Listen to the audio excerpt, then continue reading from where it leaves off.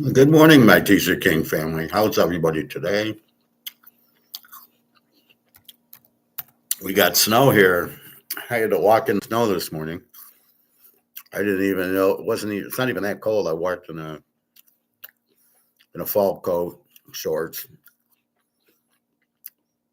Then I'm thinking, what games will it affect today? Uh, let's see. Carolina, maybe. The JETS is maybe.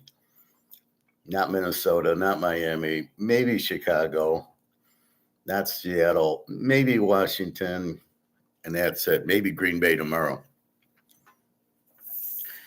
Um, let's go through the lines to see if any of the totals change. That'll tell us if that's scare. Atlanta is 14-13 over Indy from the Germany.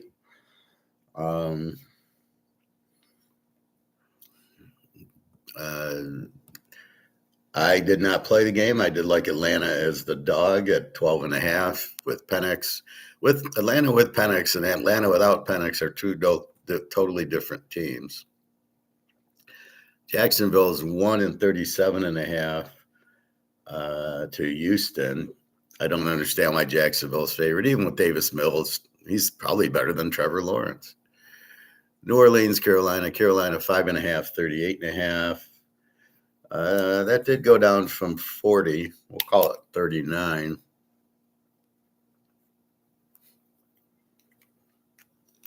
Carolina shouldn't be favored over anybody. Tampa 2.5, 48.5. Number hasn't moved. Cleveland and the Jets. Cleveland 37.5. That number hasn't moved. Baltimore 449, and that number hasn't moved. Buffalo 8.5, 50.5. It was 9.5, 9, so 8.5, 50.5. As far as I know, Cook's playing. He was a little injured. He says, I am ready. So Buffalo has to win because New England is 7-2. They're 6-2. They're not in first place. Their goal is the Super Bowl. They got to be first place. So look for Buffalo to keep going. Miami sucks. The Bears 4.5, 45.5. That is down from 46.5. But I don't think there's terrible weather problems. 4.5, 45.5. The Bears. The Giants with Scatterboo. This would be a good play. Seattle 7.45.5. Was 6.5, 7. Arizona strong defense. Buda Baker. Seattle a good team. This is the game though that Darnold will have trouble with because they'll put pressure on him and he can't handle pressure. Detroit 8.49 to Washington. The number really hasn't changed. It was 8.5 early, but the Lions' offensive line is healthy and will go. The Rams 6.49.5. Now this moved from 3.5, 4.5. It's now 6. The total is still 49.5. The Niners won at LA, so we'll see. Purdy's still out. But as long as they have McCaffrey, they're still a very good team. San Diego 2.5, 44.5. That number hasn't changed. Rodgers and Herbert in our last game. Green Bay 145.5 to Philly. It's a good game. It's a Monday night game. It's a good game. So the numbers really haven't changed.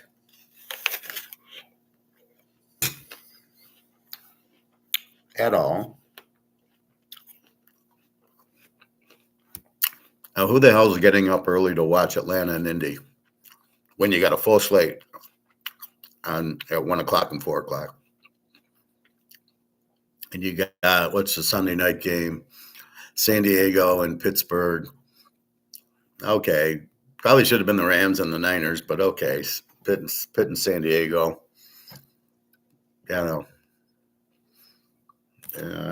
Pitt's probably a live dog there, I would think. I mean,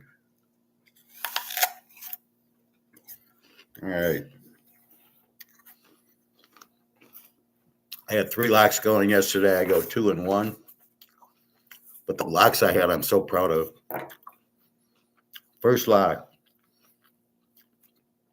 Georgia and Old Mississippi State over 50. Georgia wins 41-21, a 62. I go over. I was over early in the third, or late in the third quarter, which you never want to sweat the overs. Again, I locked Old Mississippi State over last week and now yesterday, and they came through. Now, Blake Shapen, the quarterback, did get hurt in the game, of course, but they gave up so many points to Georgia. I saw 38-7 was 45, and we needed, I think, 50. We needed 51, and then it went 38-14, which made it a 52 or 51. We're over. That was early in the fourth or late in the third, and then Old Mississippi State scored again. The backup ran one in. I got to watch the replay to see what's going on. They say Shapen hurt his shoulder or his chest or something, wanted to go back in, but he was limited, so they didn't put him back in. I don't think it's too serious of an injury. I hate that. I finally find my team, Old Mississippi State over. They go over with Texas. They go over with Arkansas. They go over with Georgia, and the quarterback gets hurt, of course. You can't win. You find it, and then you can't win. The second lock was the free play. Coastal Carolina playing Georgia State. Coastal Carolina is an over team now. They're not a W team. Playing a Z team, Georgia State. I look at half. It's 20-14 Coastal Carolina. They end up winning, I believe, 47-20. There we go. We're laying 1.5. Or was something. I think they won by 17. Anyway, all we needed was 1.5. What a beautiful lock. I pat myself on the back for that one. Again, this is why I go through the team. Like, so I punch in the team, right? And then I look at the last 5, which is critical because, early in the season, they're a different team. They get injuries. They bring in new guys. And so like here, like this is enough with this. So like Pitt and San Diego, we're just looking at the last 5 games, right? Pitt beat Indy, struggled with Green Bay, lost to Cincy, beat Cleveland, beat Minnesota. So they beat 2 good teams, Minnesota and Indy. So they're pretty good. And then we look at San Diego. They get killed by Washington. They barely beat a terrible Miami team. They lose to Indy. Then they beat Minnesota. And then they beat a shit Tennessee team. So the 2 good teams they play, they lose to Indy, they lose to Washington, and they beat Minnesota. So besides the Minnesota game, and I remember the 37-10, they lost at home to Washington, at home to Indy, and then they beat Tennessee and Miami, who suck. Morning, David. So by looking at the last 5, you get a little scope here. Like you can see San Diego, they gave up 27, 38, a 10, and a 20. So they don't have that 15, 18 defense, not there. And they're scoring pretty good. And Pitt, the same thing. They're giving up 21, 33, 35, 20. They only gave up 9 because they played Cleveland. But against decent teams, they're giving up big points. So that helps you analyze what's going on in the last 5 and see who they're playing. If it's a bunch of, in college, if it's a bunch of high school teams, a bunch of Z teams, you throw it out. So I did the same thing for Coastal Carolina. I was just going game by game, and I get to Coastal Carolina. I have no interest in playing them at all. Laying 7.5. They're playing Georgia State, a Z team. I have Coastal Carolina as a W team. I go into this, 35 points, a 10, a 38, a 38, a 35. I go, wow, they're scoring 30 points a game. They're not a W. A W doesn't score, right? They score 20 points a game, but that's clearly not what's happening here.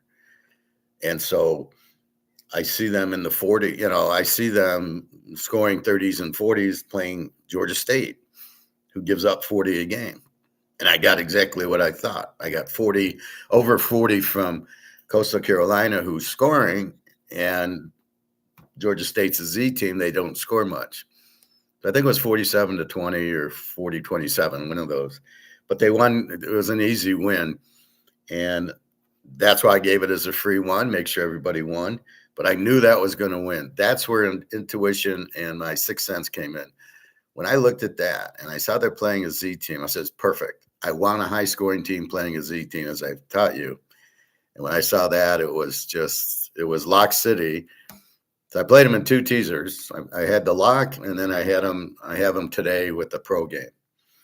And so easy win, but that's why you go through the last 5 or 6 games, because it shows you what they're doing now. Obviously, they switch quarterbacks or something connected, and they're playing better. And there you go. One quarterback note, the Virginia quarterback got hurt yesterday. The old Mississippi State quarterback got hurt yesterday. So we finally get some teams in there, and the quarterbacks are getting hurt on us. It's like crazy. David, great job. Well, thank you, David. I always do a great job in my mind. I do the best I can, realizing that I'm predicting the future, which I don't think a lot of people understand. That, like I said, Alyssa asked me, so what do you do? And I go, well, I try to pick the score of the game, and I see, do I want the favorite or the dog or the over or the under? She says, oh, that's incredible. That's so hard to do. And I go, thank you. But people are weird. They I'll pick a loser and I'm costing them money. And I'm like, well, my record. You hear my analysis. What the fuck are you talking about? It was a good pick. It lost. It happens. Ohio State goes under every week, except for 2 weeks ago, right? But they went under again yesterday. I had them under again yesterday. We'll go through my picks in a minute. UConn won TK against Duke. They had a good game. UConn's a very good game. They got a very good coach. They got a very good quarterback. So I thought about the over. Duke plays an over every week. Duke is an over team. They score in the 40s and they give up 28. They're a perfect over team. That one I did not play. Should have been played. But I didn't play it because the total, I think, was 63. So I thought it was a little bit high. So that's my 2 locks. I have a third lock. Air Force, San Jose State. I get a little screwed on it. So Old Mississippi State over wins. Coastal Carolina -1 wins. They both win easy. And I get to San Jose Air Force. And Air Force screws me. Air Force has been scoring a lot, 35 defense. San Jose State an over team with a 30 defense. So I'm expecting an 80-point game. We're at 66 going over 60. Air Force wins 26-16. Did my quarterback get injured? No. What happened? Air Force ran the ball. Air Force goes on 15-play, 90-yard drives 3 times. And basically it was like playing the Army and the Navy when they're just running the ball. So Air Force, knowing they can't compete with San Jose State because they got a really good quarterback and they score a lot, basically decided to play Army-Navy football. We're just going to run it. And they went on. And San Jose State doesn't have a great defense, which is why I bet the game over. Air Force has been scoring a lot. So this is the only way I lose the over-unders is when a team like an Air Force who's been throwing the ball and scoring 35, 40 points decides to run. Not, I don't know if they switch quarterbacks, if they got a running back, what they did, but it was let's keep the ball out of San Jose State's hands and we're going to run it. I didn't see that coming, and that's how I lose an over-under is the only way you lose it is the one team starts running and or turnovers. I did have 3 turnovers by San Jose State, a couple of interceptions. I think they went for it on 4th down once. And Air Force went for it on 4th down and didn't get it. So basically that's how I lost it. So 2-1 on my locks. But the big one, Coastal Carolina, I was excited. And I have them in 2 teasers, which is why I play them in 2 teasers. I didn't play San Jose State in 2 teasers, which was surprising.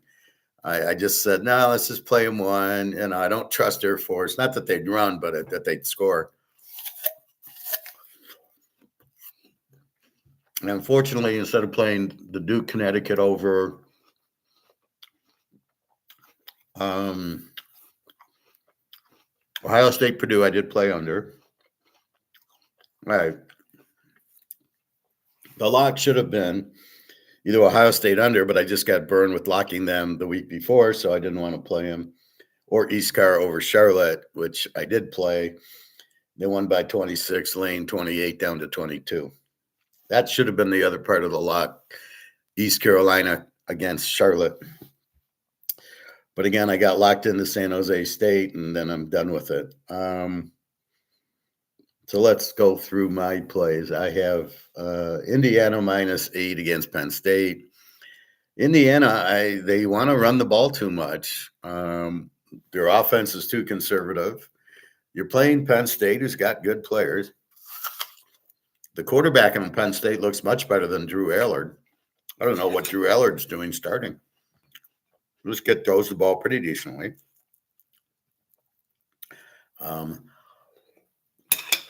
The guy coaching is the secondary coach. I don't know what he's doing, why they didn't go with the offensive or defensive coordinator. He's an idiot. He had no idea what he was doing. But the game was at Penn State, and they came in and made it close. And then Indiana opens it up. And you're saying, well, if they would have just done that to start the second half, they could have got up like 35-0, and that would have been it. But they didn't. They played way too conservative against this type of team when they lose. Okay, small bet, Indiana. I didn't like 14 down to 8. I didn't love it. The total was 50. It did go over, but again, you're fishing with Penn State. No new coach, new quarterback. They didn't do much against Ohio State, so I thought Indiana -8 was they'll win by 10. They beat Oregon by 10. Georgia, Mississippi State over. That was the lock. That wins. BYU, Texas Tech. I only had 3 or 4 losers. BYU, I lost. I thought getting 10.5, 16.5, they'd keep it close. It was A versus A. I thought it'd be a close game. Total of 51 I had under, and I think it went over. I don't know what the score was. Oh, no, they beat them. It did go under.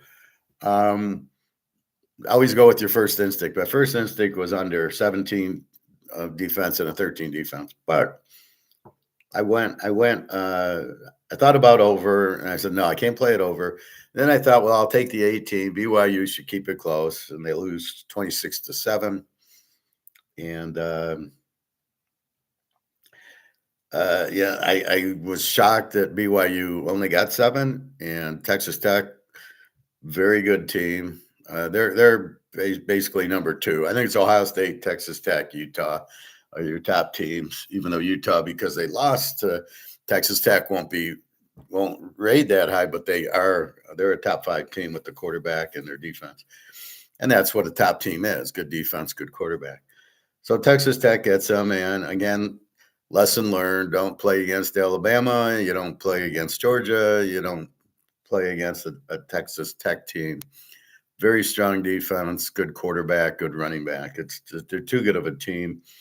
BYU is a very good team. They're undefeated, and they beat Utah. So I was a little bit, because of the 16 points, which I thought was way too high, I thought, well, they'll lose, but they won't lose by 16. Ohio State, Purdue, I played under. It was under 49, so it's under 55, and they win. It was like a 44. It was like 34-10 or something, which I warned you they did not cover, and I warned you they wouldn't cover. They were laying 29. They win by 20, I believe. So the teaser would have lost. Playing Ohio State would have lost. The only way you play the game is under, which is what I did. So I win that one. East Car, Charlotte, I win that one. East Car was 28, and they're an A team playing Charlotte, a Z team, 16 defense, and they win by 26. So I win East Car over Charlotte, again, picking on the Z teams, which is why we grade the teams. Well, thank you, David. Although some people think I should go 100%. See, I have the theory very well. I understand what I'm looking at. I pick very good, but some people get caught into like, oh, you lost this game. Well, it happened, but people think I'm going to win every game, and it's just like I know I'm very talented at this, but you can't. There's two. The quarterback gets hurt. The Air Force runs the ball. Things you're just not looking for. You're going, and that's why I'm even going last 5 games to try to get what the teams are really like the last 5. Not we don't care about especially in the pros. The first 2 games are preseason, and the college it's you play the high school team and the Z team. So you got to throw all of that out. But once you're in conference like we are, then it's the last 5. They're all conference games, and you got a feel for the players. But yeah, thank you, David. It's very frustrating when you lost me money, and I'm like, you're telling me you've been with me 5 years, I haven't made you money. Then why do you keep coming back? Don't lie to me. You can't fuck with me. I'm the professor. All right. Coming up top, Iowa State TCU. Iowa State wins the game. I was going to play TCU, and I decided I don't want to fuck with Iowa State.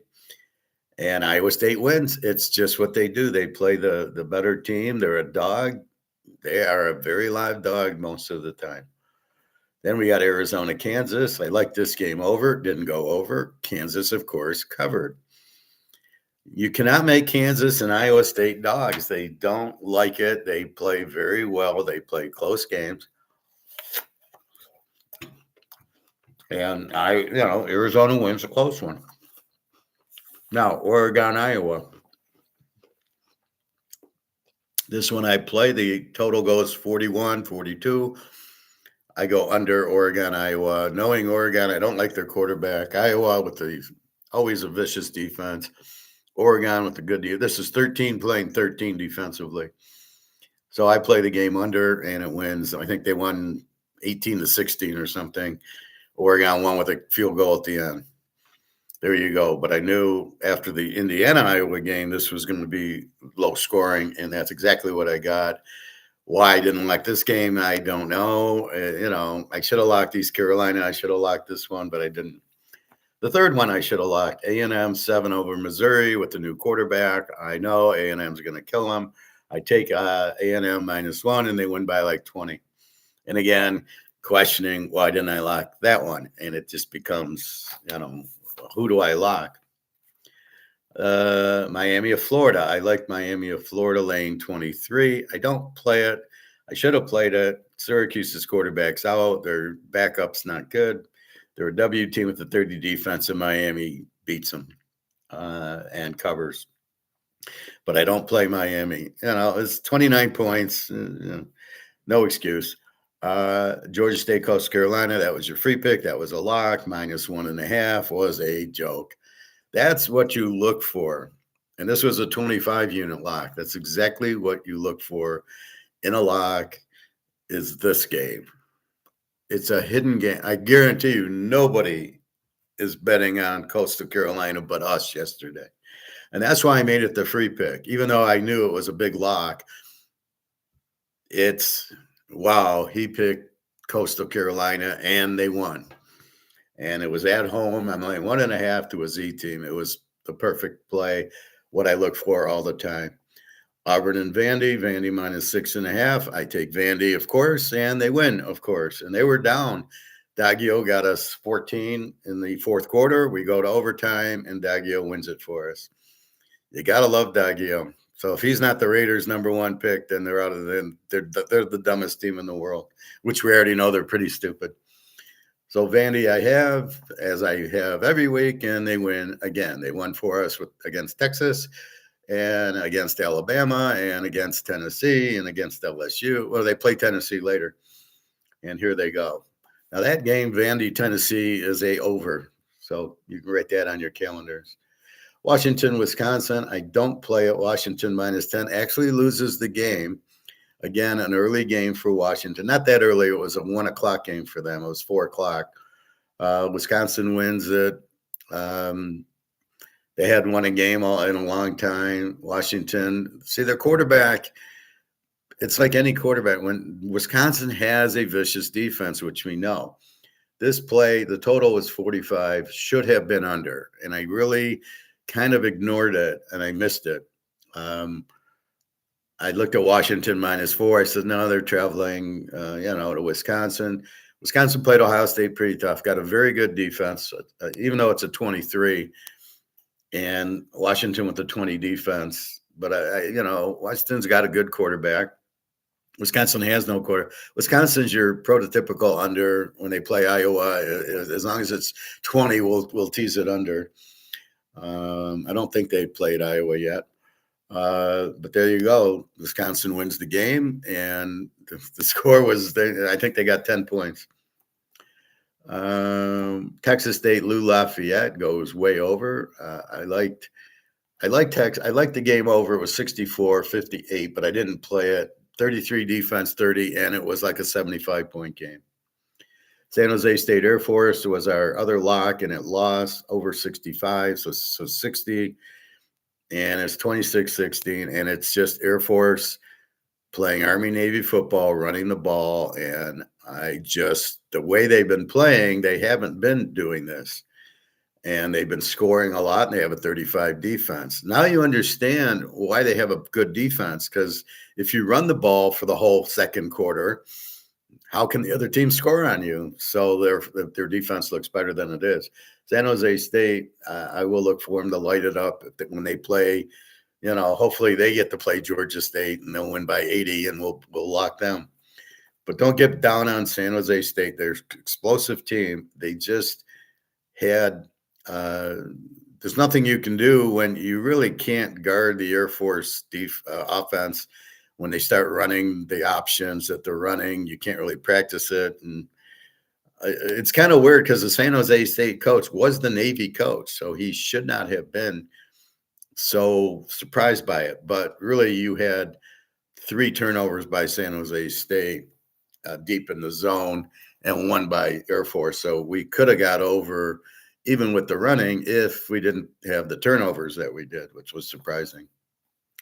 Virginia, Wake Forest, we lose. Wake Forest beats them because our guy, and I don't know his name, I blocked, I think, Mills for Virginia or something like that. He got hurt in the game. He hurt his left shoulder, left side, and they took him out of the game. So he played the second quarter, and then he got hurt. So there was no comeback by Virginia at the end, because then they brought in their backup. And that's part of I can't go 100%.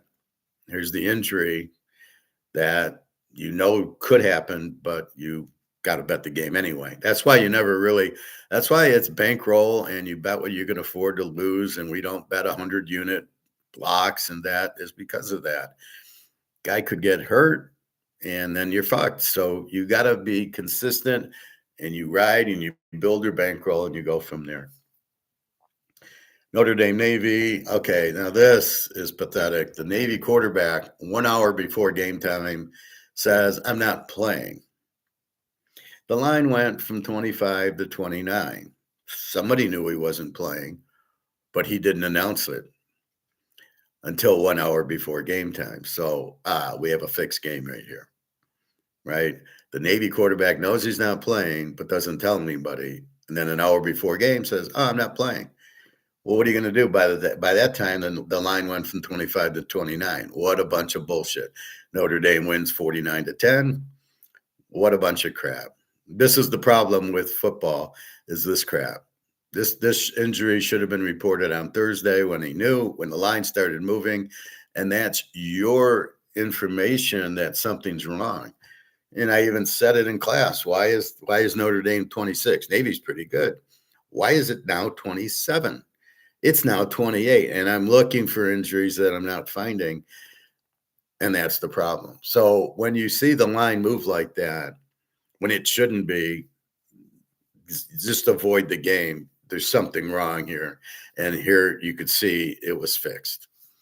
David, that sounds fixed. That's exactly what I'm saying. Some games are scripted.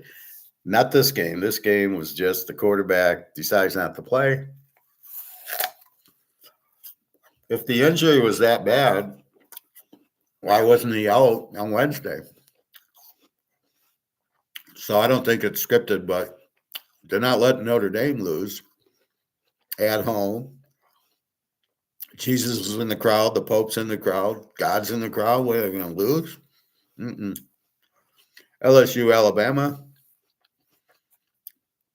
We, of course, go with Bama, laying 10 down to 4. They make us sweat a little bit. LSU's new coach is an idiot. He's their secondary coach, I believe. And they just couldn't score touchdowns. And, you know, it was nip and tuck. Alabama is up 11, and you go, shit, if they score and go for 2, and they win by 3, I'm laying 4. I keep going, get another touchdown, Alabama, and they couldn't do it. LSU played inspired, but I think that's because this is a rivalry game with Alabama. But Alabama gets the win by 11. Another winner. I thought it was an easy winner. I thought this was as easy as Missouri, as the A&M Missouri game, that Alabama was going to kill them. The coach is gone. They brought in a backup quarterback, a runner. He gets stripped a couple times and 2 fumbles. That's what they do. They don't know how to read coverage. They don't know how to really throw. They don't know what they're looking for. So if you pressure them, as what you should do, Lions, J.J. McCarthy, you should pressure. If you watch J.J. McCarthy, Baltimore is going to throw the kitchen sink at him today. If Minnesota wins, I'll be shocked. But it's Baltimore, so maybe I won't be. So I went with Alabama. Kentucky blows out Florida. Kind of a surprise. Kentucky's been nothing. But again, you make a home dog of an SEC team, and anything can happen.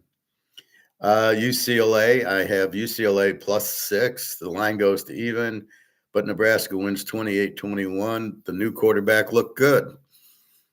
And they were running the ball down UCLA's throat. UCLA did make it close. They were down 28-7, made it 28-21. That's where I was hoping they'd go for 2 at the end, and they didn't, and they kicked the extra point. But UCLA's not bad. Nebraska with the new quarterback, but now everybody sees the new quarterback, so they know how to defend it.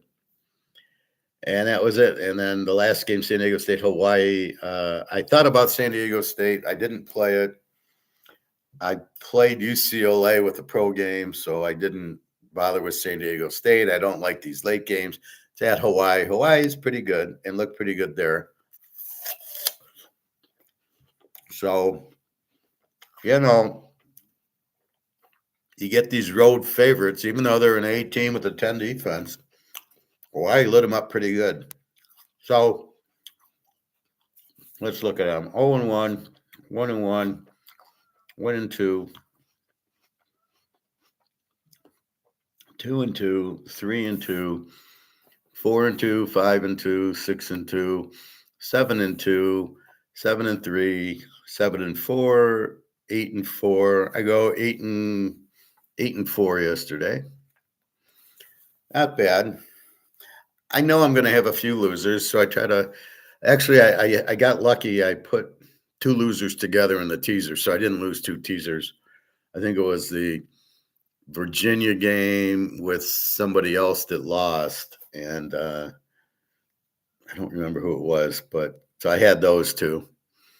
The locks go 2-1, but the Coastal Carolina was in 2 plays, so that was the big one to win, and I knew that was going to win. Again, I should have locked the Oregon under in the A&M and the East Carolina, and it frustrates me when I know the game. I know it's going to win, and I don't play it. All right. So we've gone through the pro lines. The quarterbacks I have today. So it was Penix against Jones today, and Atlanta's winning 14-13. We'll check the score now. Jacksonville and Houston, it's Trevor Lawrence against Mills. How Mills is in the league, I have no idea. He sucked at Stanford. And my point is, if the guy's terrible in college, how is he going to be good in the pros? He doesn't have the skill set. You got Tyler Shaw against Steve Young, New Orleans and Carolina, two crap quarterbacks. You almost want to bet it under because you don't have quarterbacks who are going to score for you. New England, Tampa, May against Baker. May with 34 sacks. Look for Tampa to be all over him. Tampa is 23-3 in a teaser. And I do believe, I don't know if I played this game or not. I'm not playing New England. It was play Tampa because they're 23-3 in a teaser, but I don't think I played it. New England's a little too dangerous, but I might have played it total. The Jets in Cleveland, Dylan Gabriel against Fields. I like Gabriel. Fields, terrible. Baltimore Mini, Lamar against J.J. McCarthy. I can't believe this guy. Not only can I not believe he was drafted in the first round, I can't believe he's a starting quarterback. But I think Minnesota does that because they pay their defense and they got Jefferson and running backs. And they know if they pay their quarterback $40 million, they can't have the team. So they go for the team and have anybody quarterback, which is really insane because you need a good quarterback. But Lamar against JJ. Buffalo, Miami, Josh Allen against Tagovailoa. Your free pick there is take Buffalo. Now you lay 8, so you lay 2, I believe, or 8.5, 2.5. This is where I bet Buffalo. They need the game. They're a game behind New England or a half game behind. They're not in first. They need the game. They're playing well. They beat KC. Oh, they'll be flat because they beat KC. Really? Based on what? Teams, not every team that wins a big game, goes flat the next week. If it's a big rivalry, Oklahoma, Texas, Michigan, Ohio State, maybe. Buffalo, KC's is not. No, it's not the same thing. New England beat Buffalo. They weren't flat the next week. In fact, they've won the next 5. So free play Buffalo. I hope you played it with Coastal Carolina, and then you can close it. The Giants and the Bears, you got Dart against Caleb. 2 bullshit quarterbacks again. Arizona, Seattle, Brissett against Darnold, and I think Brissett is much better than Kyler Murray. Kyler Murray is one of these running quarterbacks. Throws a lot of interceptions. Wants to run. You know, they get their 15, 20-yard runs, which look good, but then they don't score touchdowns. That's why they're an under team. Sienna with Darnell. He's pretty good until you put pressure on him. So we'll see if Arizona puts Buda Baker on him and blitzes him. And we'll see the old Darnold who sucks. Detroit, Washington, golf against Mariota. No Daniels. This is revenge for the champions, for the playoff game. Off of a loss, definitely Detroit should play a very good game. Are they good enough? I don't know. They have trouble with running quarterbacks, Mariota, and golf is a choke, as we know, but I don't think Washington with the 26 defense is really capable of doing that. Let me see who's...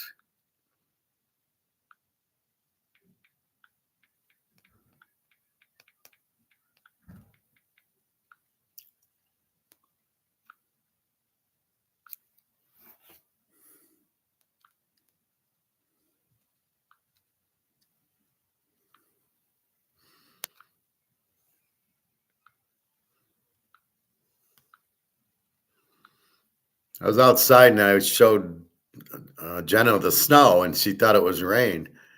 And now she realizes it was snow. She's going, snow. Anyway.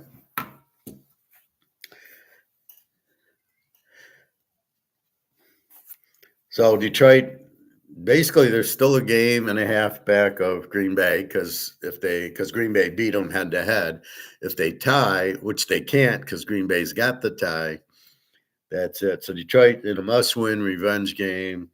You're laying 7.5, 8 points. You're under a field goal. You should be good there.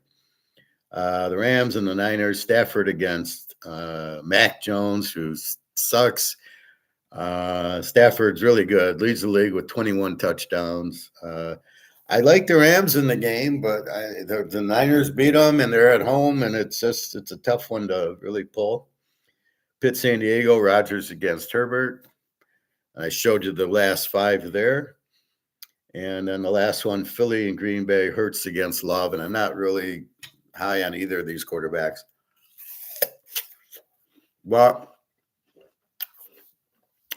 it's hard to ignore Philly as a dog. It's like getting Alabama as a dog, Kansas City as a dog. They're the Super Bowl team who've been sleeping during the season. Just got angry. You're making us a dog against Green Bay, who lost to fucking Carolina. So is Green Bay just going to wake up because they lost to Carolina? Let's see. No, Dowdell ran for 200 yards on him. Oh, they got a running back, Saquon Barkley. He's going to have a field day on him. So I think this is like the San Diego State Air Force game. I think Philly turns into Air Force and runs it down their throat. It neutralizes Micah Parsons because he's speed. He can go after the quarterback, but if you run it down his throat, he can't do nothing. So we will see what we got. That's your Monday night game. So I have 6 or 7 plays today. I did win Denver minus 2.5 on Thursday night. So I got 1 play, I got 2 plays, I got 3 plays, 4, 5, 6, 7. I got 8 plays and a lock. I got 1 lock. I played it with Old Mississippi. With Old Mississippi State. That's the big lock, 25 unit. And then I played a play with Coastal Carolina with the pro. So really, it's just the San Jose State game kind of got us yesterday. So those are your quarterbacks today. Let's see what Atlanta is doing to Indy. Atlanta 17-13, third quarter. We've got Indy at the Atlanta 12, 2nd and 8. Atlanta's got a very good defense. Atlanta is an under team with a 22 defense. I thought about playing this game under because of the travel. That's the problem, is the travel. You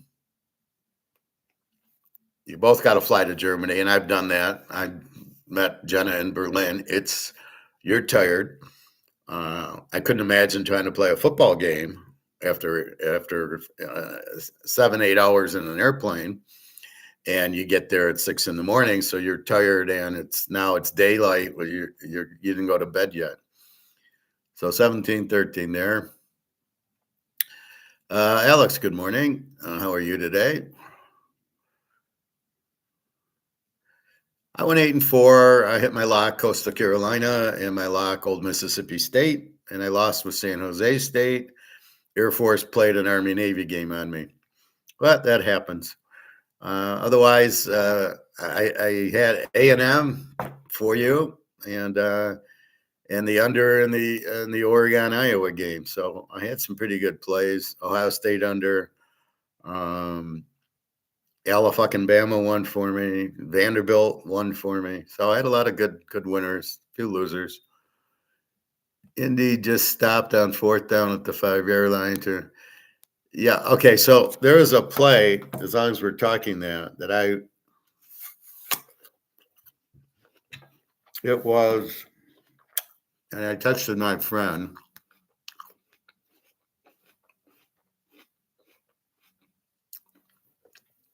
So Vandy's tied 38-38. 4th and 1 at the Auburn 25. Why did they go for 4th down and not kick a field goal and not make it and get stopped and had to go to overtime where I finally won? What is wrong with these coaches? 4th and 1 at the Auburn 25. It's a 42-yard field goal. They're kicking 60-yard field goals like they're chip shots. Now, maybe the kicker was injured. Could have been. But why aren't you going What do it's a tie game. Why aren't you taking the lead? Unbelievable.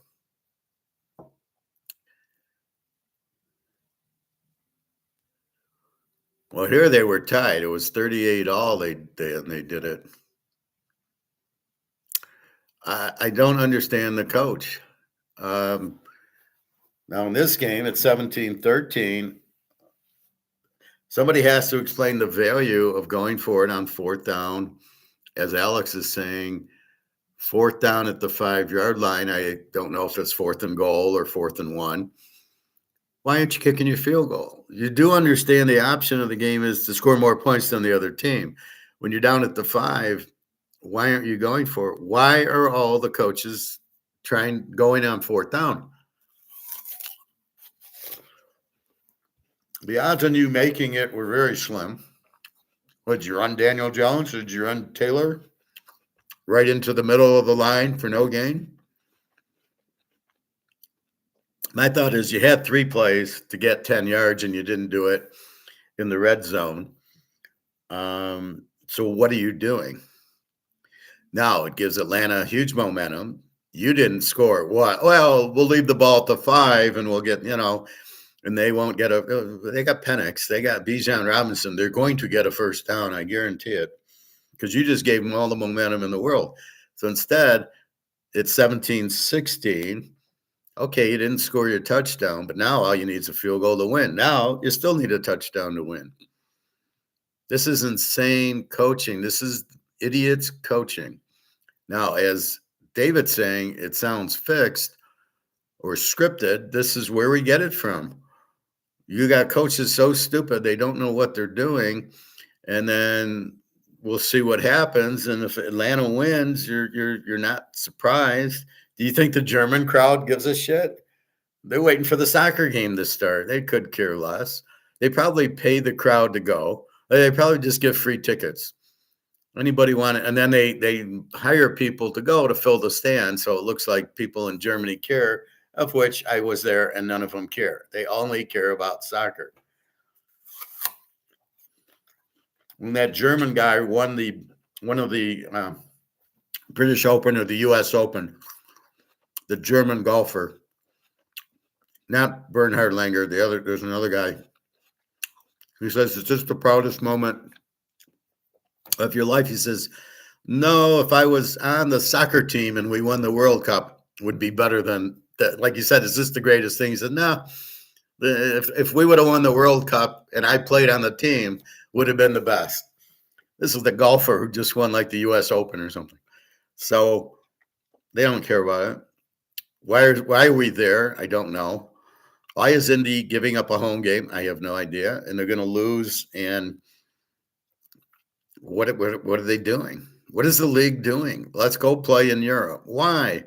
First of all, Europe's bankrupt from all the money printing from this stupid war. And I believe the war is over.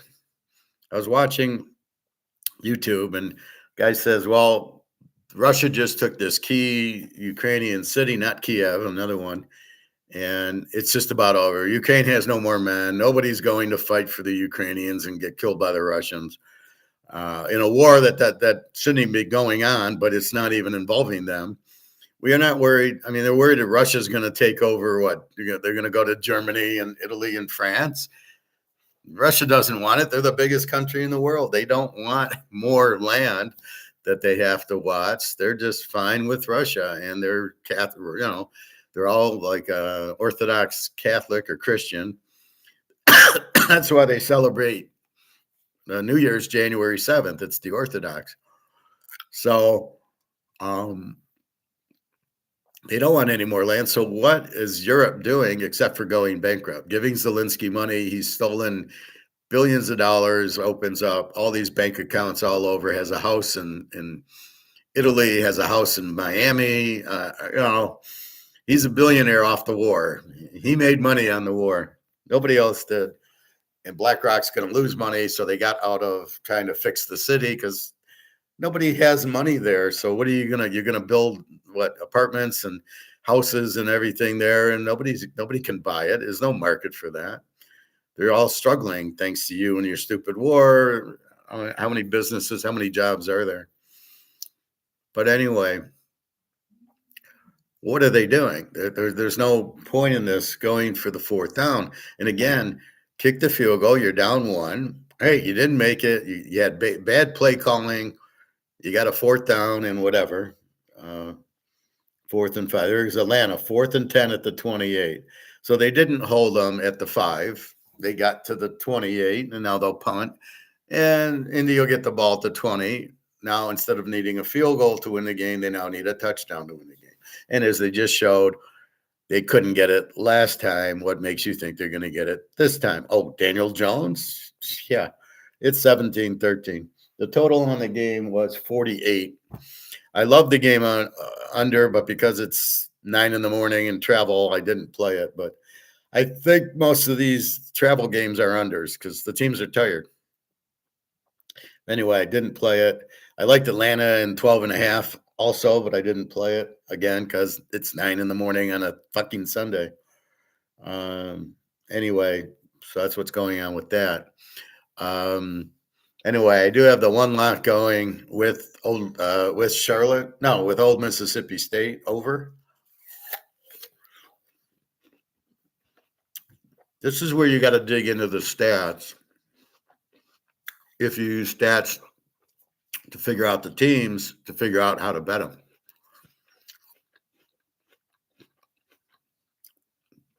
And a lot of it you can just pick up by the scores.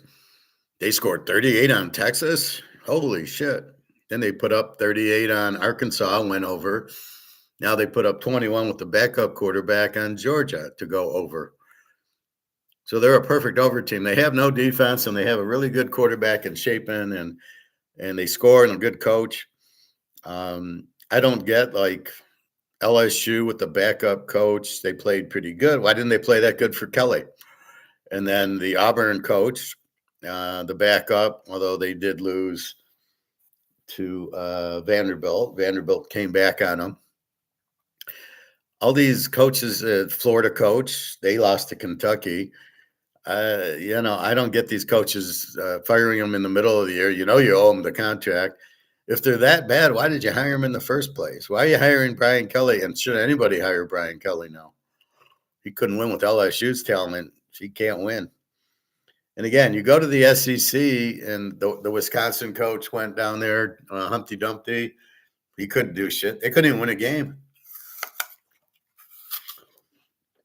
He's better at Illinois, but I don't know. Anyway, let's refresh, see if we get different lines. Houston's gone favored. They're 1-37.5. Somebody's listening because I said, why is Jacksonville favored? Carolina 5.5, 38.5. Tampa 2.5, 48.5. Cleveland 2-37.5. Baltimore still 4, 49. Buffalo 8-50. The Bears 4.5, 45. Scatterboo plays. I bet the game over. Seattle 7-45.5. Detroit 8-49. The Rams 6-49.5. I'm surprised that's up to 6. San Diego 2.5, 44.5. I'm almost surprised San Diego's favored in the game. And Green Bay 145.5. We can probably, if I go to scores and odds, I probably can get you 1.5 or 2.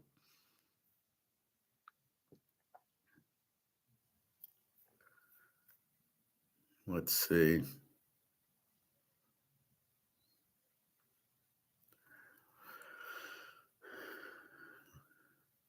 Let's see. Yeah, it's 1.5.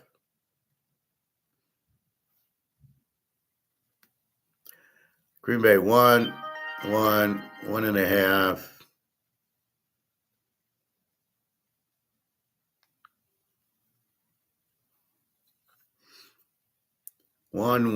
Okay. 1, 1.5, 1, 1.5, 1.5, 1.5, and a 0.5. So you can get a 1.5, so 7.5. So I'll make it 1.5. See, when you go over here,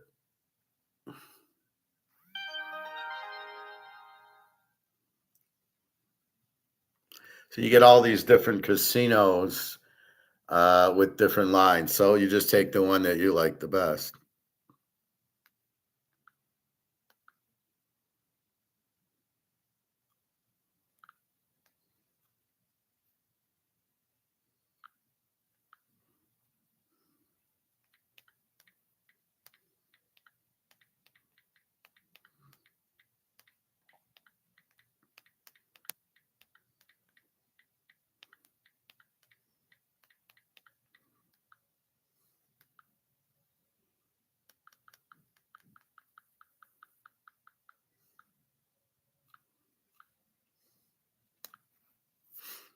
All right, Alex.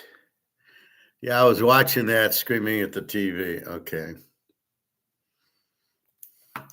Yeah, Daggio's good. Daggio comes in and wins you the games. That's what I like about Daggio. See, that's what you look at. If I'm drafting a quarterback and here's Daggio and he's coming back against Texas and trying to come back against fucking Bama, and then he goes and he kills LSU, and now he goes and beats Auburn, who has a really good defense. I was really surprised by the score. Because Auburn doesn't, they still have a really good defense. That's how good Daggy is. You look at the A&M quarterback; he's a winner. The Oregon quarterback, I don't love Oregon's quarterback. Ohio State's, but I'm really, I like the Mississippi State quarterback Shapen when he's healthy, and then the Washington quarterback supposedly pretty good, but I'm still questioning. Alabama is okay, but he had a lot of turnovers yesterday. He didn't really show up in the big game with LSU here. And then Nebraska's quarterback, I'm curious about, but it was his first start, so UCLA had no idea. But they did kind of figure him out, and Nebraska ran the ball down their throat. The total on the game was 44. I did like the under 50, and it was 28, 21, 49, but not the under I was thinking. So I just stayed away from the total on the game. That's what you're looking at. And then it's bet against the Z team, and that's why you grade the team. But that's why you got to look at the last 5, 6 games to get what is the team now, not the whole scope, because it changes. Everything evolves. So if I just take the total, the whole 9 games, and I get, there were 20 offense, like Coastal Carolina. But then if I look at the last 5, there were 30 offense, and they put up 40 yesterday or 47. And that's what you look at. You try to break it down. That just made us a ton of money yesterday, Coastal Carolina, in a game I never would have found because they were a W team with a 28 defense playing a Z team. I had no business playing that game until I looked and saw they were a 35 offense. And I said, that's perfect. They're playing a Z team with a 40 defense, and that's how you find it. I missed the 10-team Tuesday yesterday. Virginia didn't cover. The quarterback got hurt. Yeah. Yeah, that was a shame. I couldn't understand why Virginia wasn't scoring. Getting Wake Forest is okay. Florida State beat them 50-6 or something the week before.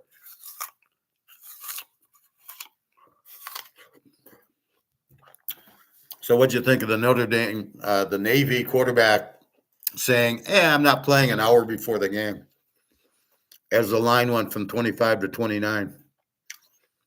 And then Notre Dame blew them out again. How did they not blow out Boston College? It's unbelievable.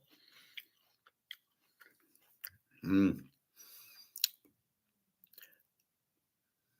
if you had Navy, you had Notre Dame, you liked it. But yeah, but did you know the quarterback was out?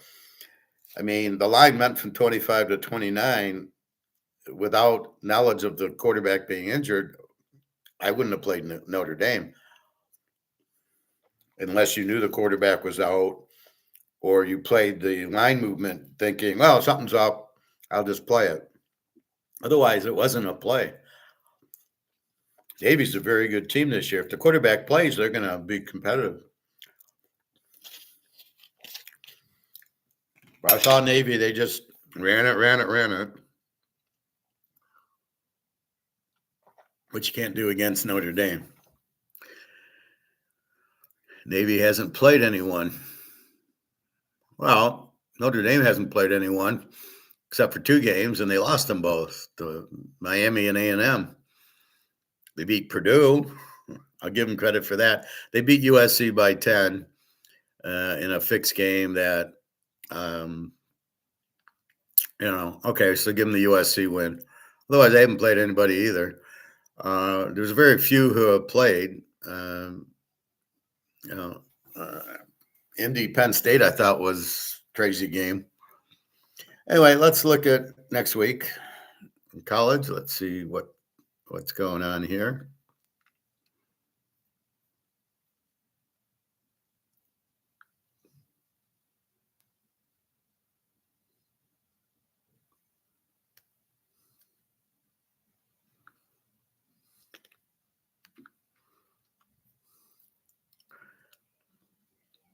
So we've got still 17-13 Atlanta. See, here's where pro gets different. Atlanta's really just trying to run the clock out and then maybe kick a field goal. And Indy is fucking around, well, we'll go. We won't go for it on we'll go for it on 4th down because we're down 4, and 2 field goals would win it. But we don't want that.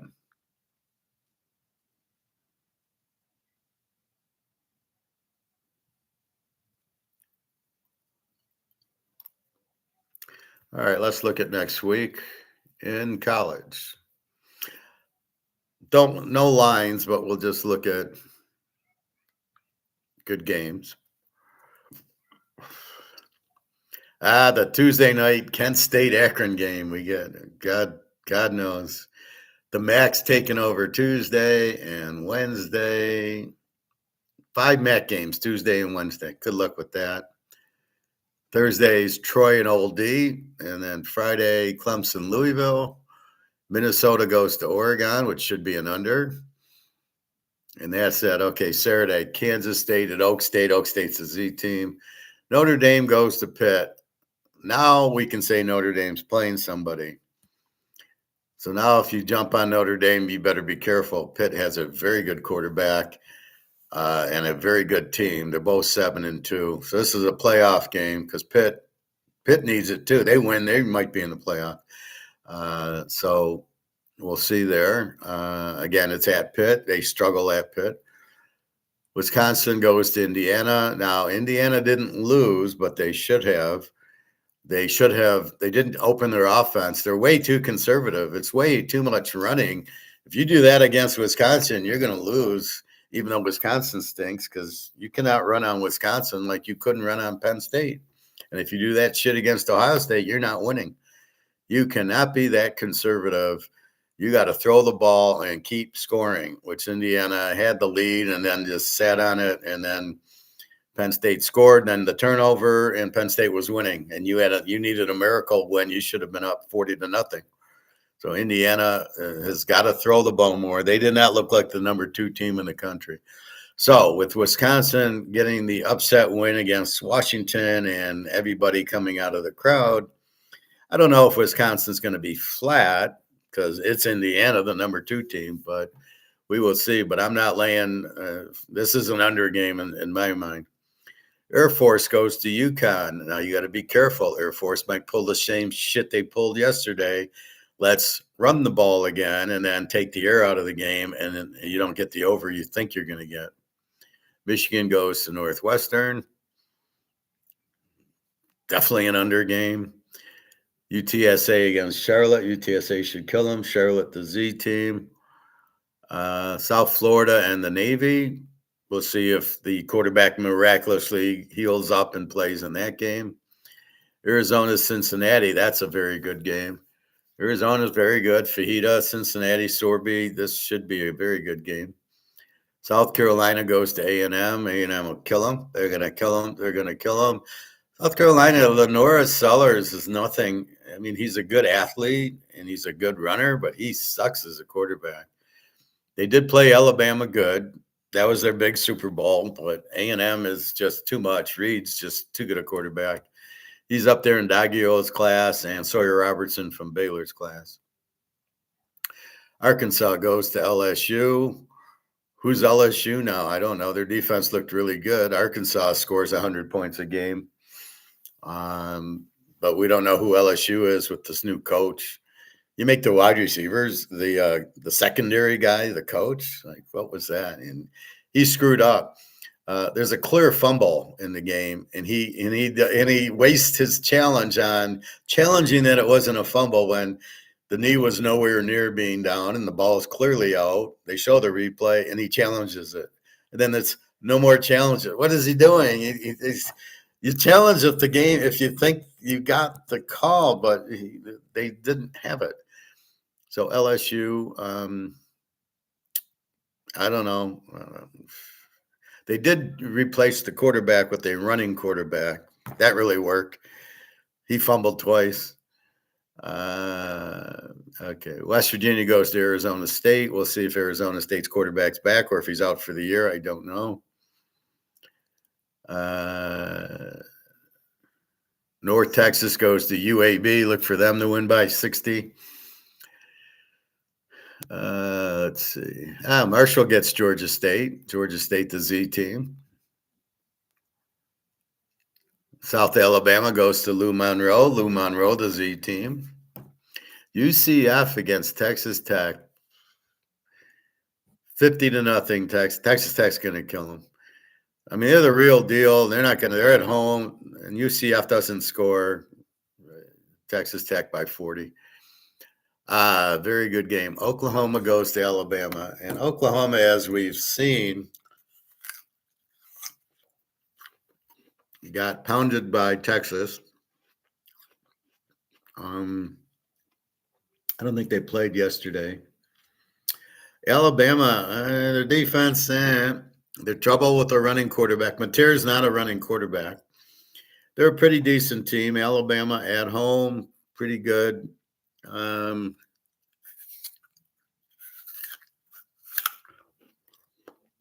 don't know if we go total on this or what.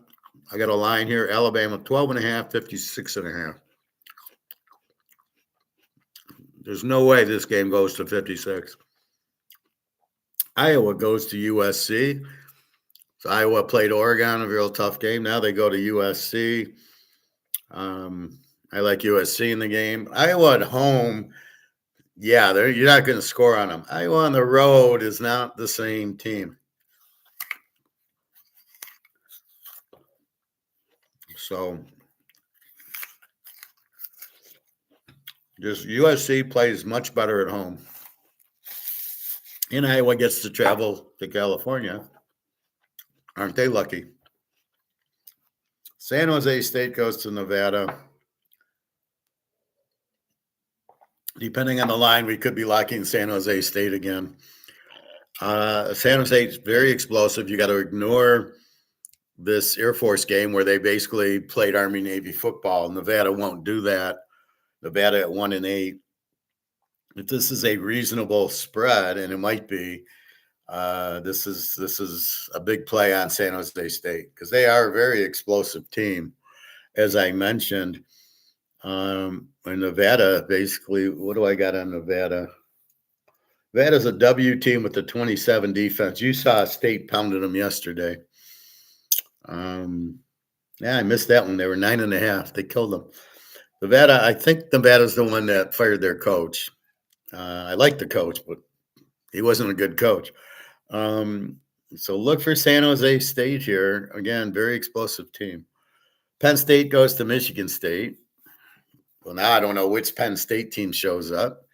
Michigan State, they got their problems. Their quarterback, Childs, throws way too many picks, but they do score. They are scoring. So I don't know. NC State goes to Miami. NC State, Alex had them over in the last week. They score. I watched that game, and I think it was against Duke, and they just dominated them.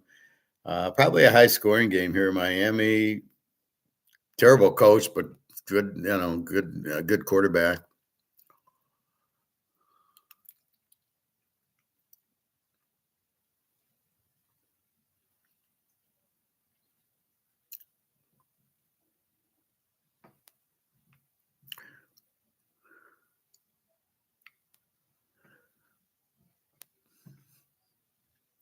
Well, okay, Alex, there might be a large gap between Notre Dame and Navy. I'm not questioning, but you're laying 29 points, and that's the difference.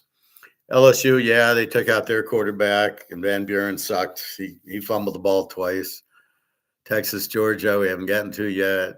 Indy just scored touchdown. Okay, you're talking this Indy. Okay. Um, Penn State, Michigan. Okay, so Georgia Tech goes to Boston College. Georgia Tech. I don't think they played yesterday. No, we had Virginia losing. We didn't have Georgia Tech against Boston College. Boston College is pretty bad. They have a good quarterback, but he's a freshman. They're 1-9. They did play Notre Dame close 2 weeks ago. And to answer you, Alex, there's a large talent gap between Notre Dame and Boston College. So I don't think that matters as much as you think. Virginia Duke, great game, and we hope the Virginia quarterback plays, and this will be very high scoring. Texas State, Southern Miss. I love my Southern Miss. They covered again yesterday. They're 7-2. They were 0-11 last year. They get the Marshall coach, Marshall quarterback is a good quarterback, Braxton, and all of a sudden they're 7-2. They're a good sleeper. Who's betting on Southern Miss, especially after last year? Let's see. Memphis goes to East Car. This is a great game. East Car is an 8 team, as is Memphis. This is a tease the dog game, possibly an over. New Mexico State, what are they doing going to Tennessee? What, are they going to lose by 50 there? Holy shit. North Carolina, Wake Forest, we don't care about. Coastal Carolina, Georgia Southern. Interesting here. Now, we love Coastal Carolina. They're scoring 40 points a game now, but you don't know it because they look like a 20-point team. Georgia Southern. Let's see. Georgia Southern. Who are you, Georgia Southern? Georgia State. I thought Georgia Southern played yesterday. Let's see. They played App State. They beat them 25-23 in what I thought would have been an over. They scored 48. So they didn't go over. They have a 35 defense. App State got 23. Interesting. So we'll see if Coastal Carolina is a dog. I love them. And the game's at Georgia Southern, so Coastal Carolina could be a good play again next week. They're actually 6-3. They're a good team. Oh, Utah goes to Baylor. Oof, oof, oof, oof. Probably an over. We love Robertson, the Baylor quarterback. Utah, Dampier, good luck stopping him. Utah 7-2. Lost to Texas Tech, lost to BYU. I'm still stunned BYU got manhandled the way they did. They're a good team. They were undefeated, and they had beaten Utah. So Texas Tech is incredible. Utah Baylor here. I don't know if they can stop Robertson. Even a team like Utah with that defense, Robertson's so good. Could be an overplay. We'll see. Florida goes to Ole Miss. Ole Miss, I don't know. Lane Kiffin's rumors he's leaving again. What else is new? I don't think he can stay more than 2 years at a stop. I'm shocked that anybody picks him up after he left Tennessee in the lurch and left USC in the lurch, that people would keep hiring this idiot. It's funny how he goes from Florida Atlantic to Ole Miss to Alabama as an assistant to Ole Miss. Interesting. Ole Miss probably kills him. Again, Florida's coach is gone. Purdue goes to Washington. Now you got Washington off the loss. It ain't going to be pretty. That's what we look at. You need a reason why to bet. Washington lost to Wisconsin. That's your reason, and they're at home. It's a crucial thing in the Big Ten. When you travel to the West Coast, it's not you're in big trouble, and when they travel to the East Coast, they're in big trouble.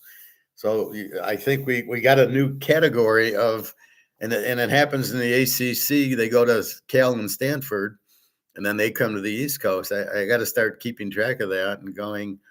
It's probably Lock City. Here Purdue goes to Washington. Washington's going to win without looking at the spread or the injuries, just because they got to travel to the West Coast. Utah State goes to Vegas, probably an over game. Delaware, Sam Houston. Sam Houston's terrible. Texas, Georgia. This is going to be an over game. Georgia, and I tried to warn you yesterday, they played Ole Miss to an 80-point game, Tennessee to an 80-point game, and a 60-point game with Old Mississippi State. They haven't played. Yeah, Mississippi was an 80-point game. When's the last time Georgia's been involved in 80-point games? I think that one game with Ohio State in the playoff game. Otherwise, where did the Georgia defense go? How the hell are they 8-1? Texas, Vanderbilt lit them up, 38-35. Oklahoma didn't do much, but Texas, something's wrong with them. They're not. The defense is gone. So I'm looking for 60 points in this game, and it won't be a 60-point total. I guarantee it. Both teams lost their defense. Probably the defensive coordinators keep leaving, but whatever it is, I wouldn't even waste time trying to pick the game unless Georgia's 7. I might take Texas in 13, but then we got to trust Arch Manning, which we can't trust. So this is going to be high scoring, and that's why I locked Georgia Mississippi State yesterday. Blake Shapen's been playing well. They're scoring a lot of points. They put up 35 on Texas, and they put up 21 because the quarterback got injured, but it still was a 60-point game, and we only needed 51. So we still got the over, but where did the defense go? Hello? Yeah, I'm Georgia. If you see my defense, let me know. I don't know where it went. Oh, a good Rose Bowl. UCLA goes to Ohio State. Ohio State, 38-0. They're like the old Georgia 7-point team. They have a 7-point defense, Ohio State. I've been betting them under every week and winning, except for the 1 week I locked it, and against Penn State, and I lost by a point. I had them yesterday, and they won. Again, they went under against Purdue, and I warned you it wasn't going to cover, and they didn't. They won by 20, and you're laying 29 down to 23. You're not going to win. It's traveling in the Big Ten, and Purdue, they're not going to get up, and Purdue's a pretty good team, and that's what you get. UCLA, I don't think their defense is strong enough. Nebraska ran through it. Ohio State wins by at least 20 here. And I don't buy UCLA going to score much on Ohio State. We saw the Indy game, and they lost 63-6 or whatever. So it's Ohio State pretty big, but it's a nice Rose Bowl game. Old Mississippi State goes to Missouri. Missouri without their quarterback did not look good. Mississippi State, we'll see if their quarterback. So if Shapen plays and they make Missouri the favorite, because A&M should have been a 14 to 20-point favorite. 7. Thank you. So we had A&M at -1, and it was a joke. But if Missouri's a 7-point favorite and Blake Shapen's playing, this is a Mississippi State play. They are scoring, and they're not that bad. But Missouri, without the quarterback, Pribula, forget about them. They have a decent runner. They're a decent team, but they're not, they're not going to kill Mississippi State, especially without the quarterback. Let's see. TCU goes to BYU. Why aren't you bringing that game up, Alex? BYU off the loss. TCU, they looked terrible yesterday. They lost to, they lost to my Iowa State team like 20-17 or 24-20. Where was the offense? And here they get BYU. They're not going to score on BYU if they couldn't score on Iowa State. BYU off the loss now has to win to make the playoffs because they only have one loss. And if it's to Texas Tech, it's okay. Boise goes to San Diego State. San Diego State lost to Hawaii yesterday. At least I believe they did. and Boise's lost to Fresno State. So this will be an interesting one. If I get San Diego State in points, I'm taking them. In our last game, Wyoming, Fresno State, who cares? All right. So that's next week in college. Next week in pros, we got a few: Oklahoma and Texas against Georgia and Alabama. Remember, Alabama lost to Oklahoma last year, so it's a revenge game also. We've got 22-17, second and goal at the 1 for Atlanta. They go up 23-22. They'll probably go for 2. Oh, had Indy kicked the field goal at the 2-yard line on 4th and goal when they got nothing, this would be mute. They'd be up. I don't even know if it was a 20. Did they get the 2-point conversion? Going for 2. What are these idiots doing? Let's see if Atlanta scores. And Atlanta, second and goal at the 1. It'll be Bijan Robinson or Penix. Either one will score. Second and goal. 8 plays, 70 yards. Tyler Azier rushed to the right for 8-yard gain. Tackled by Sauce Gardner. First and goal at the 9 is now second and goal at the 1. Indy timeout. Look for Bijan Robinson. 1:48 left. They're down 5. All right. Give the ball to Bijan and they take the lead. Oh, they scored. It's 23-22. Now they go for 2 to try to get up 25-22. Let me guess. Bijan Robinson. Tyler Algier rushed to the left for 1-yard touchdown. So it's 23-22. I loved Atlanta, but it's fucking Germany. See, Atlanta with Penix is a much better team than Atlanta without Penix.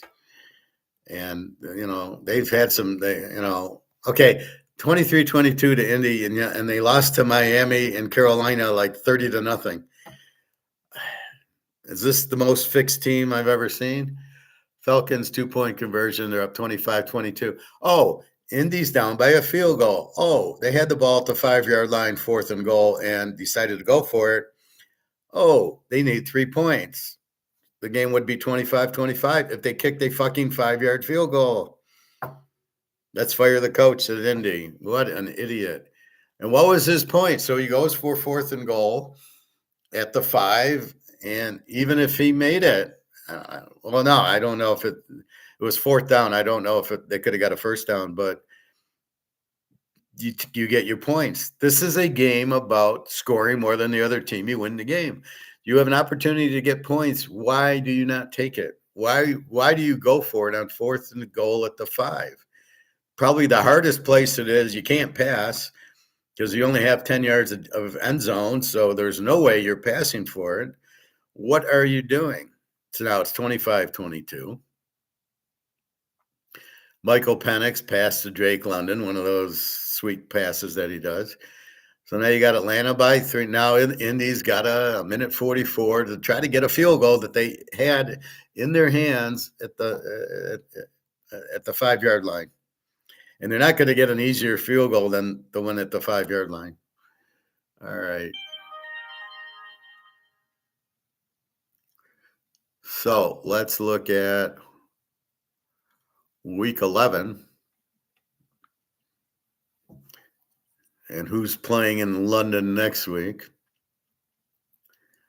or Germany or Poland or Czechoslovakia. Why aren't they going to Poland and Czechoslovakia? Why is it always London? They got gold there. Biggest mistake the U.S. is making is think China's broke. They got 80,000 tons of gold. Their sanctions aren't going to hurt them. All right. The Thursday night game, the Jets at New England.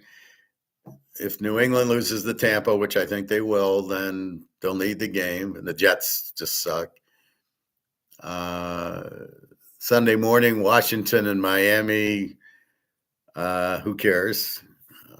Although Daniels is not ruled out. His elbow is not a serious broken elbow, no tendons or ligaments.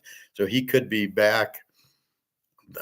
Although I think there's a bye after, so I think he'll be out this week against Miami.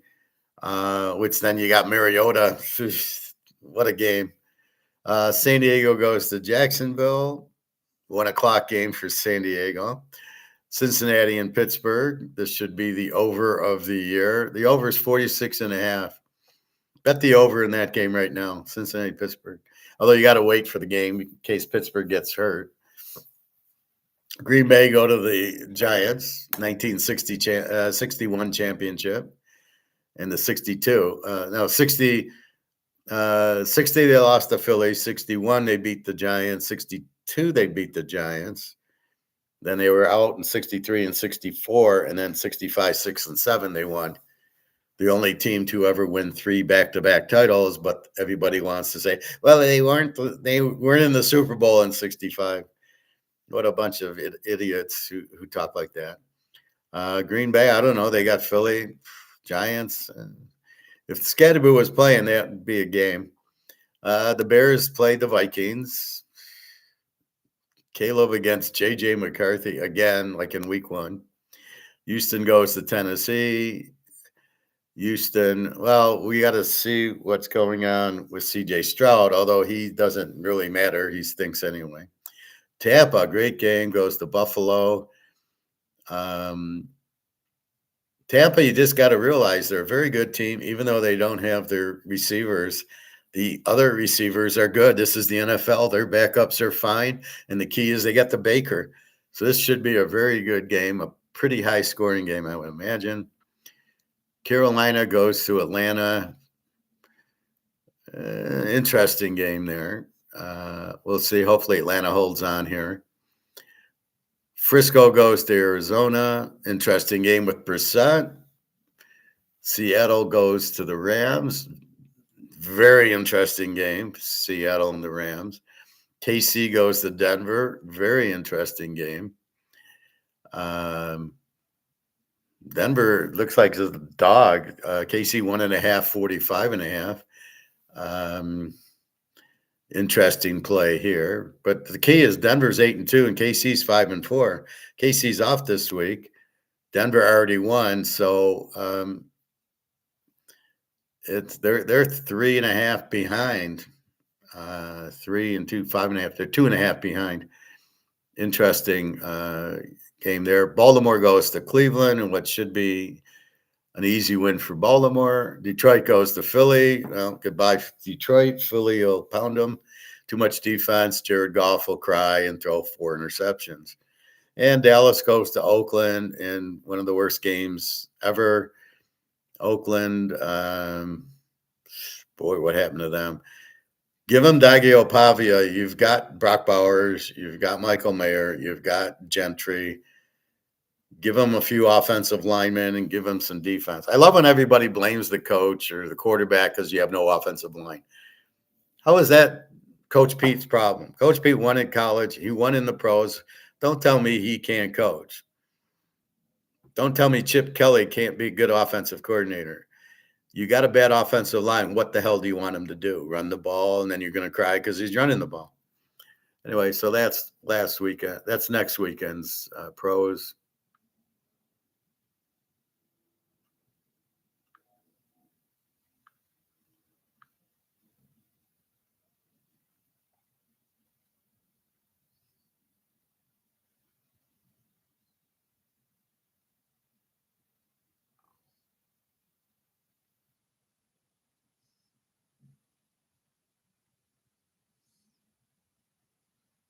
Just a second.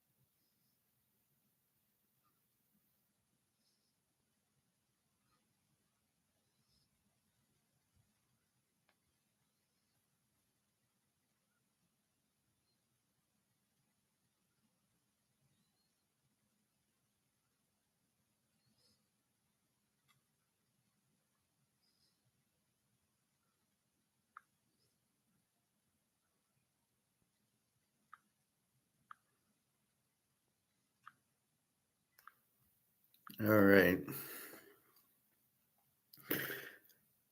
And let's check one more time.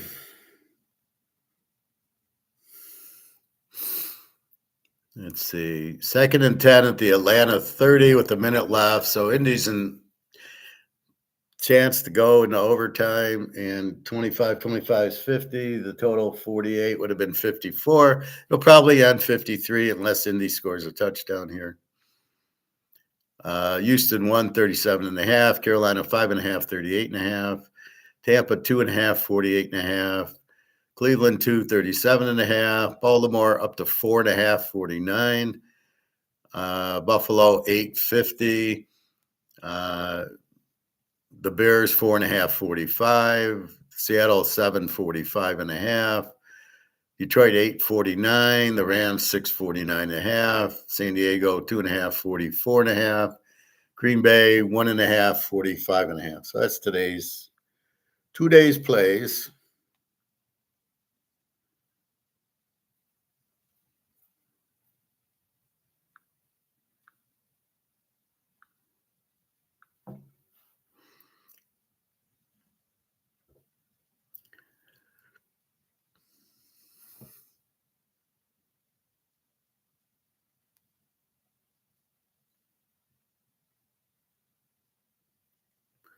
Let's hear a little from Alligator. The main story is that suddenly people are beginning to wake up to a market which they've missed.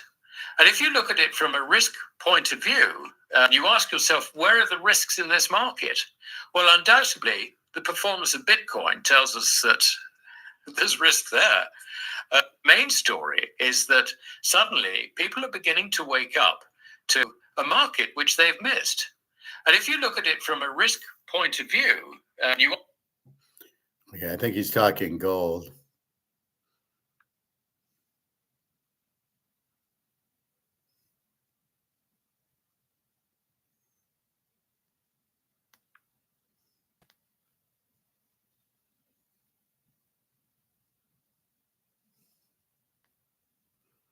I was watching something on Vegas.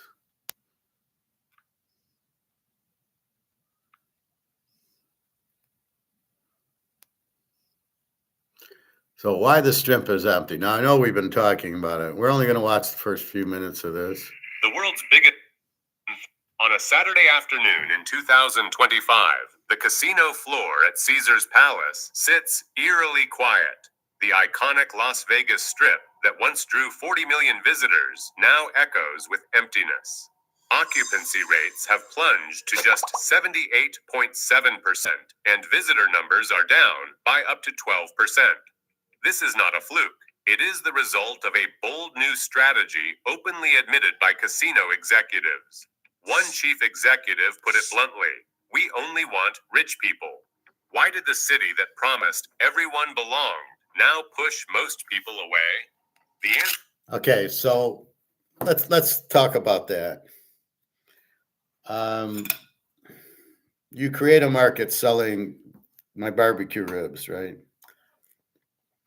So do you honestly, you're the restaurant, you're selling the ribs for $30.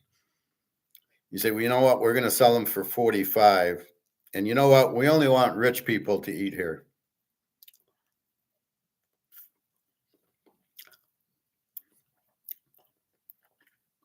So it'd be like a Capital Grill. We don't want poor people, just rich people. But we better have quality. The rich people won't eat here.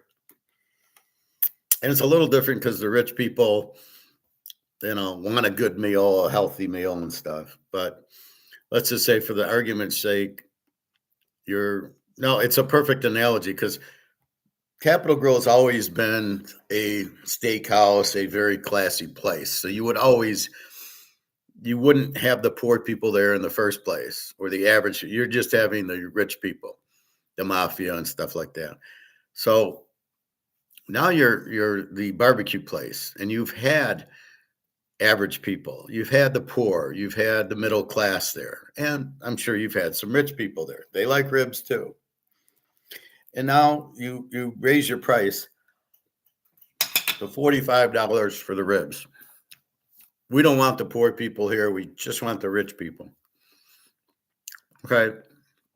What's the problem with that scenario?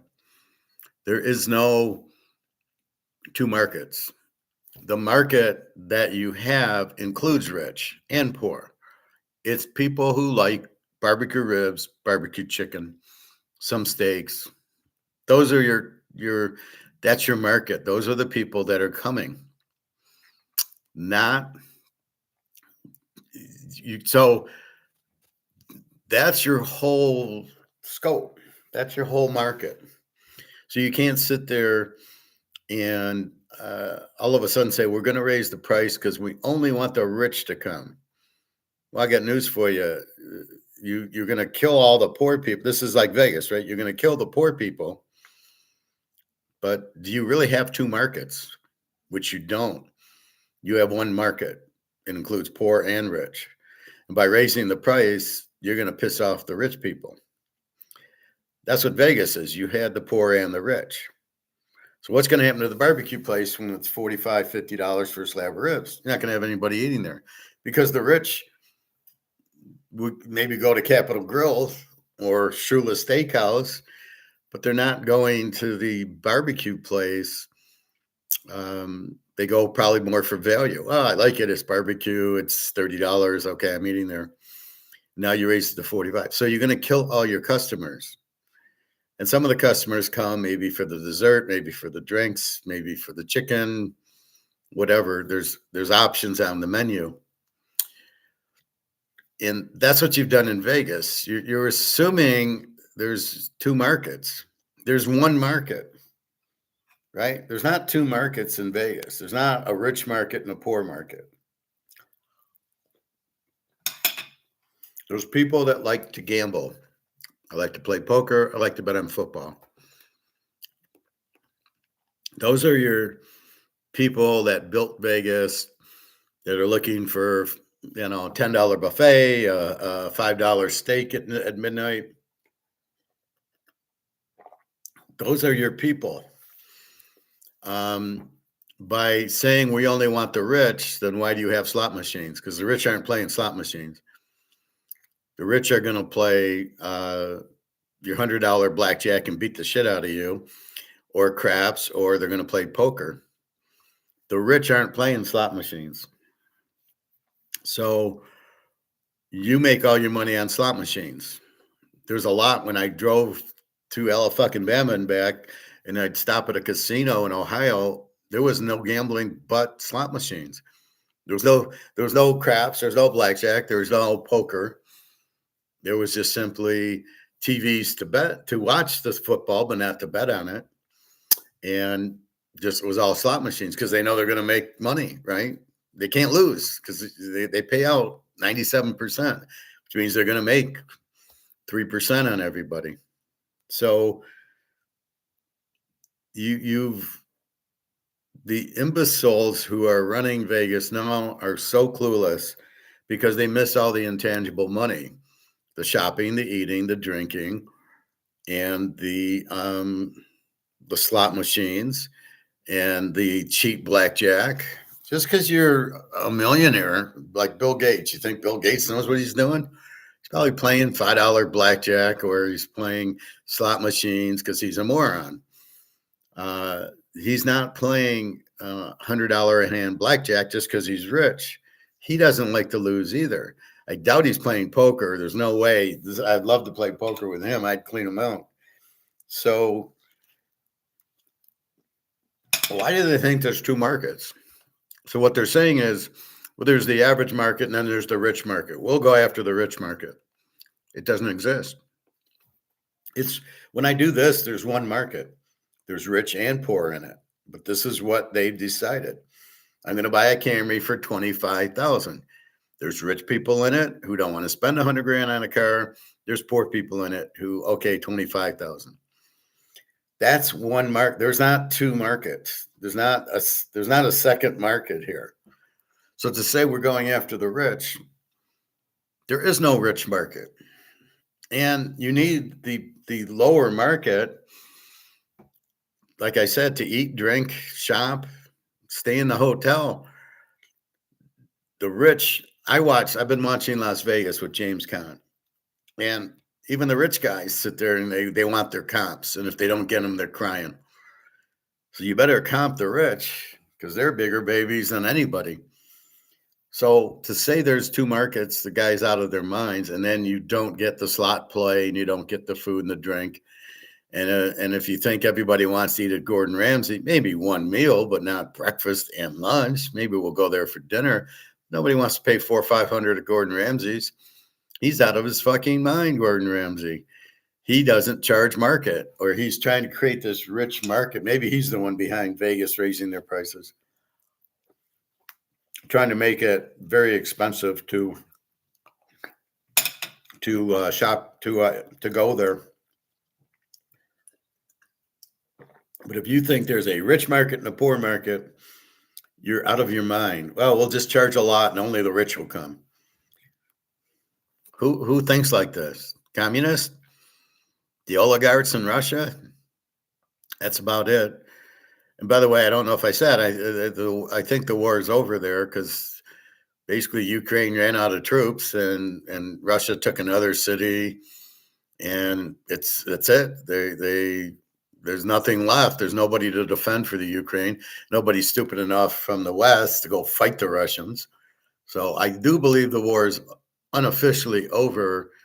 The fighting's over, basically. And then it's Zelensky running to Italy or Florida, where he stole $10 billion and he's got it in banks there and he's got houses there, and him running there. I mean, that's all it is. But this war has been between the CIA and MI6, James Bond, and Soros versus Putin.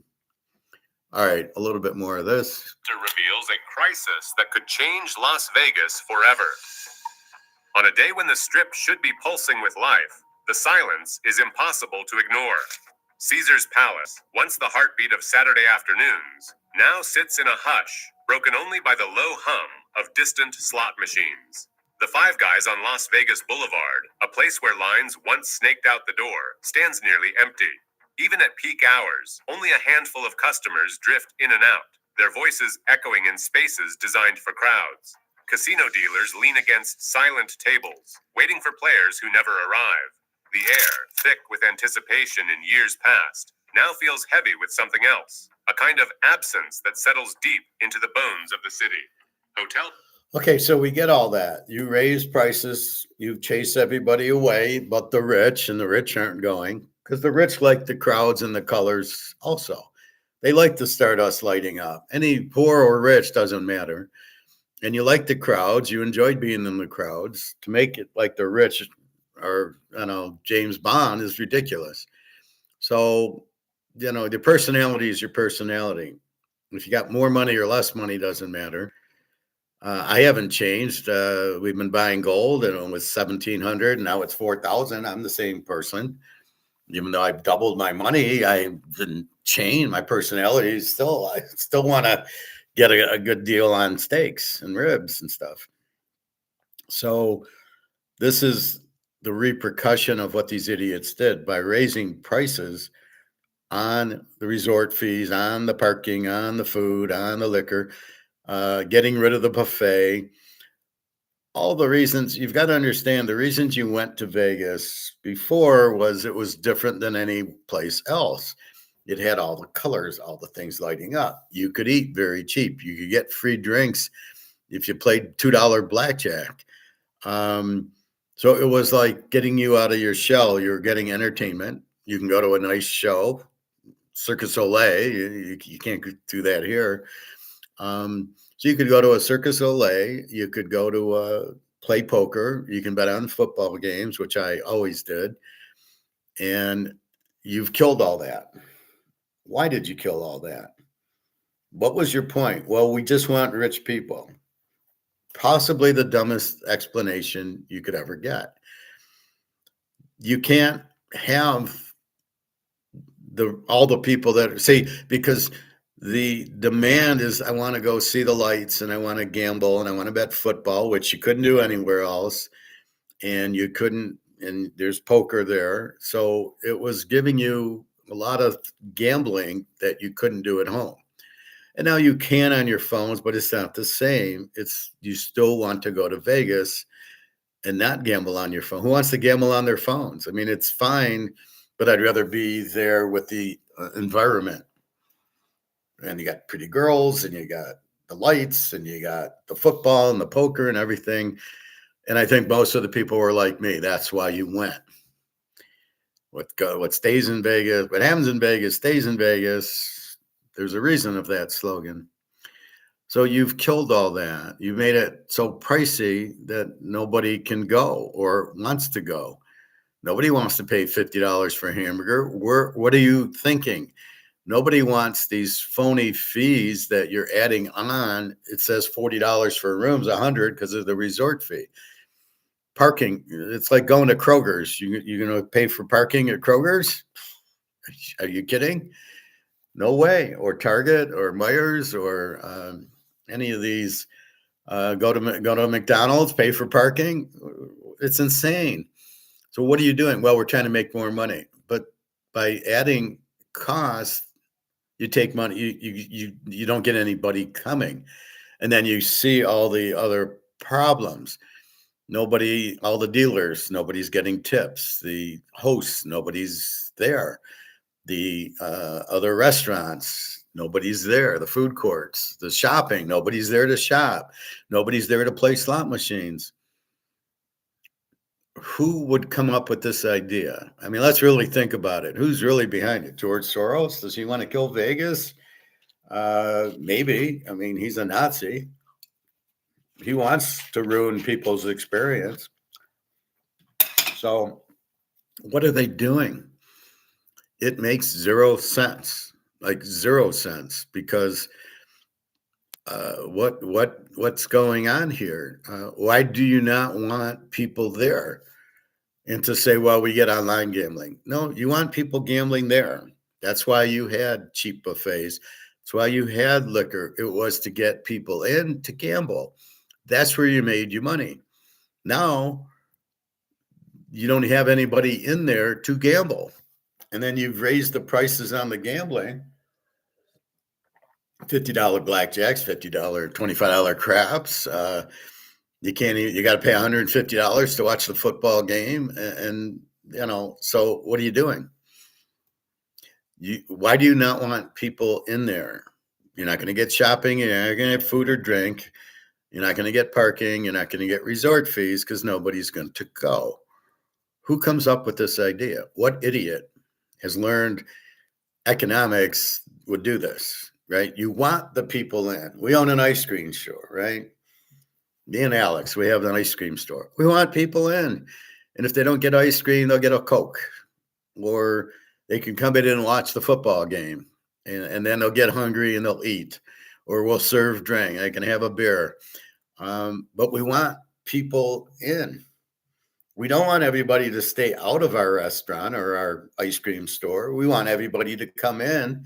And if they don't eat it right away, watching the game and watching gambling, they will get hungry and they will eat.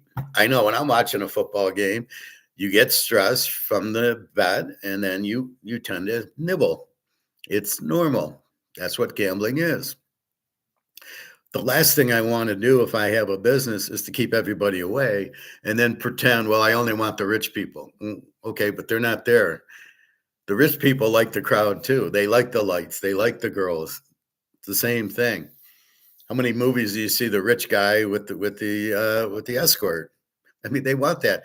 They don't want to sit there and there's nobody there. Nobody wants to go into a place. There's nobody there. I know when I go to a restaurant and there's nobody there, it's like, what's wrong here? What's wrong with this restaurant? There's nobody here.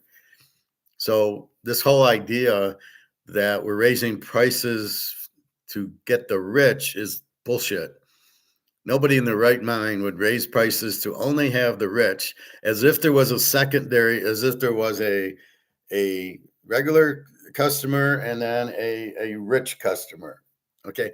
There's not a regular and there's a rich. That doesn't exist. The market is this. It's not rich and poor. There's no such thing. It's just, here's your market.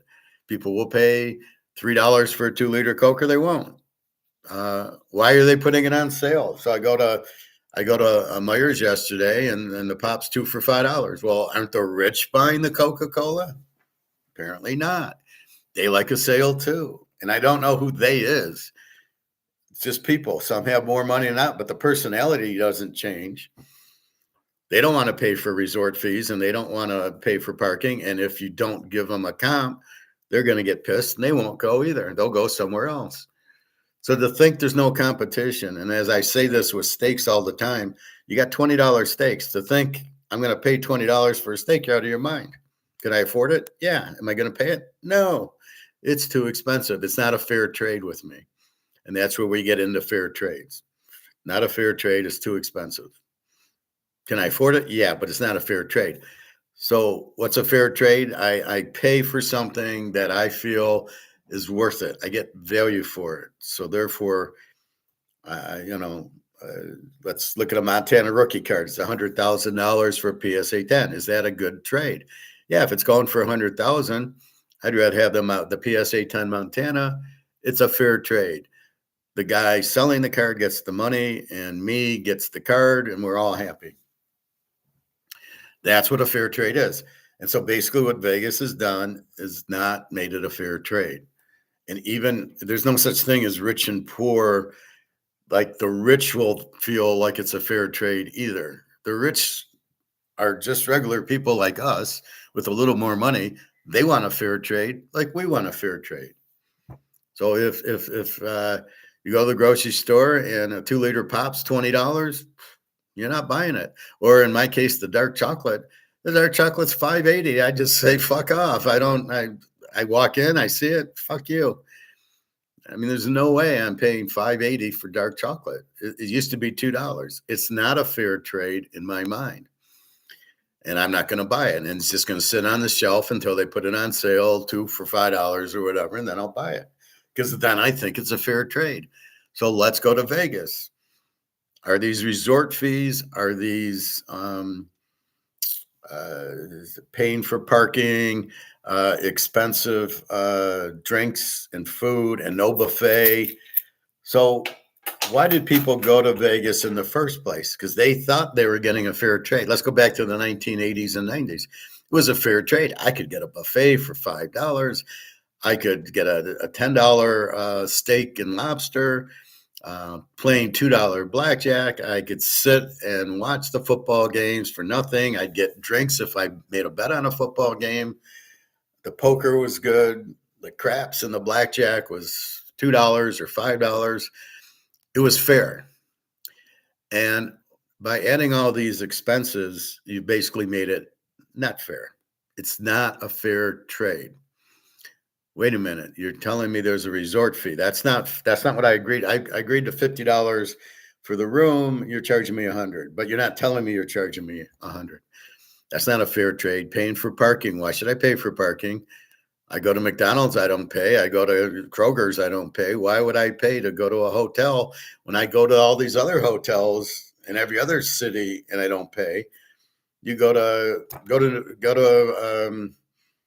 a regular hotel in Florida, right? You're not paying to park there.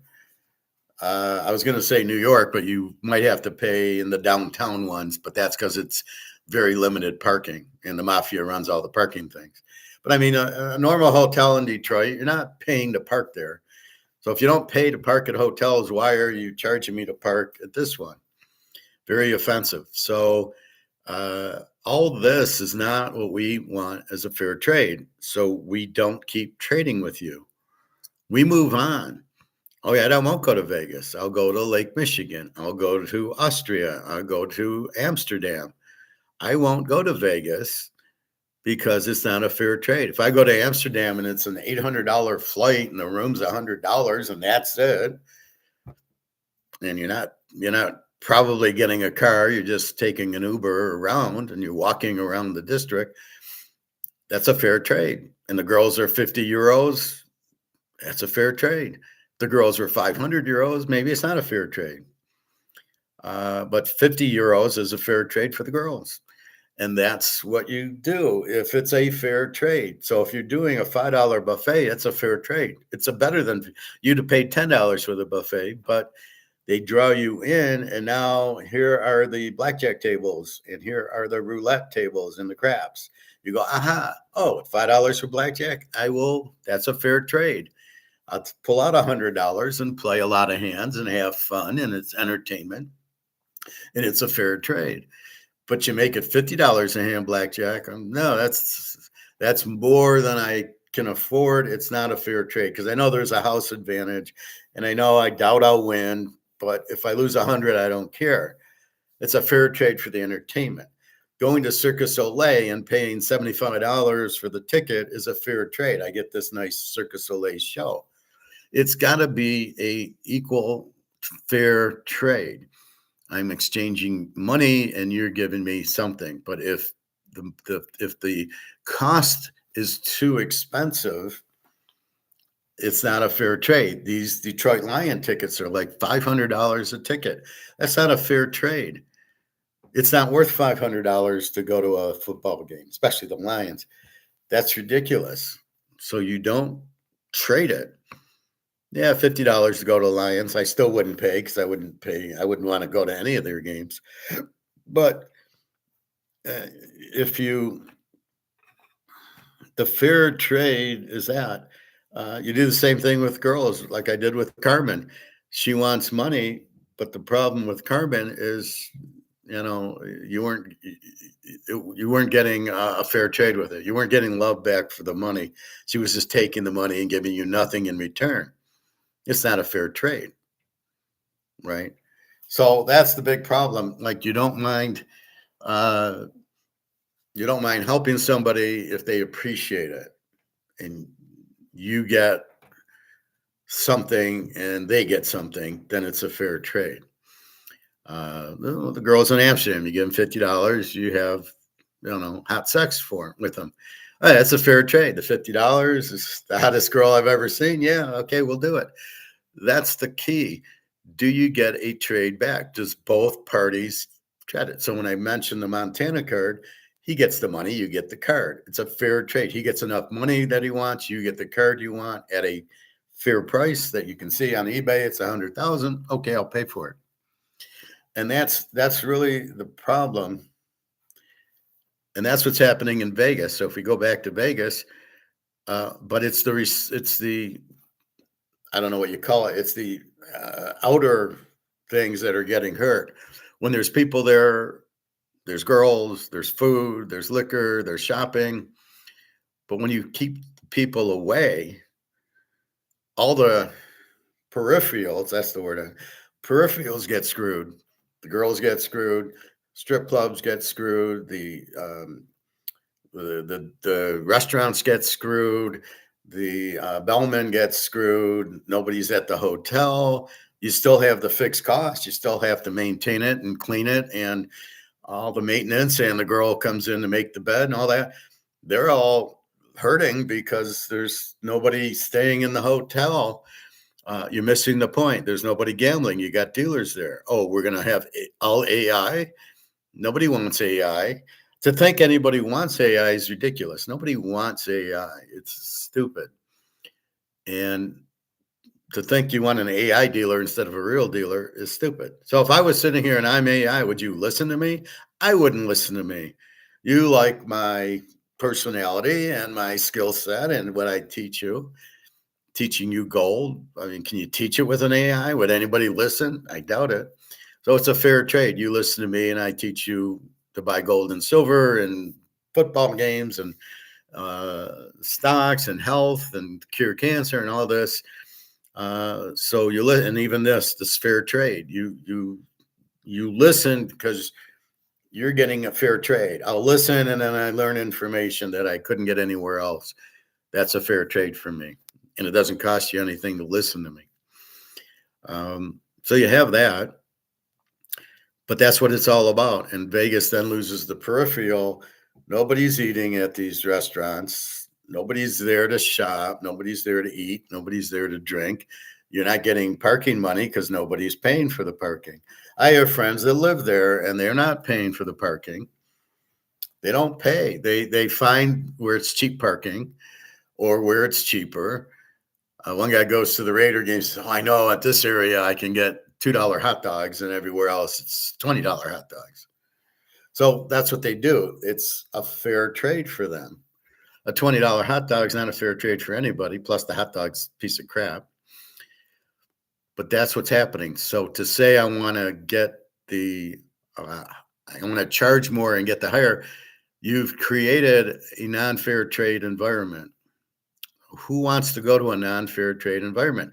You don't want to go to a non-fair trade store. I go to the grocery store for my meat, and everything was more expensive but the meat. Still got the hamburger. I think it was $6 for 3 pounds of 85% ground sirloin. Okay, I made sloppy joes, so I got it.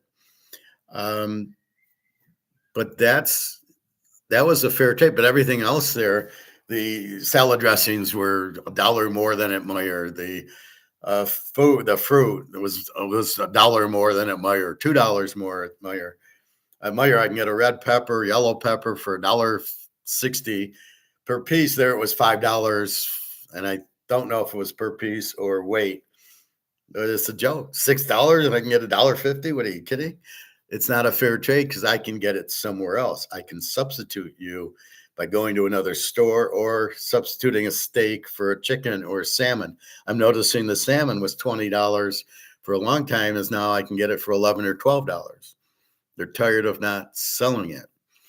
The steak's at $20. It was not a fair trade, and therefore that. Now, what's confusing is inflation. It's not prices, it's money printing. It's the value of the dollar going down. So really, $20 for a steak is a bargain because this has no value. But in your mind, I paid $10 for a steak. 12's fine, but I'm not paying 20. Even though the 20 is not worth anything, it's probably worth less than the $12 that you're willing to pay for the steak. But mentally, I'm giving you $12 for a steak. I won't give you 20, even though the 20 is worth 12. So that's where we're really fucked up, is with the inflation. And they keep calling it cost, and it's who listens, and it's year over year. Who listens? That's a joke also. So anyway, it's about fair trade, and I sell my football picks. So I'm giving you football picks. You make money on them, and I'm selling up 100 a week or 300 for the month or 750 for the year, which is an extreme bargain because there's 22 weeks. So I'm selling it at $30, $40 a week, but you got to buy the year. So this is the whole point. It's a fair trade, right? I gave you Denver minus 2.5. It won. So you won if you bet that game. So your trade is I'm giving you money, and I gave you a pick that won and you made money on it. I gave you Coastal Carolina yesterday, which won. It was a fair trade. You gave me money. You get Coastal Carolina, which you never would have thought of, and it won.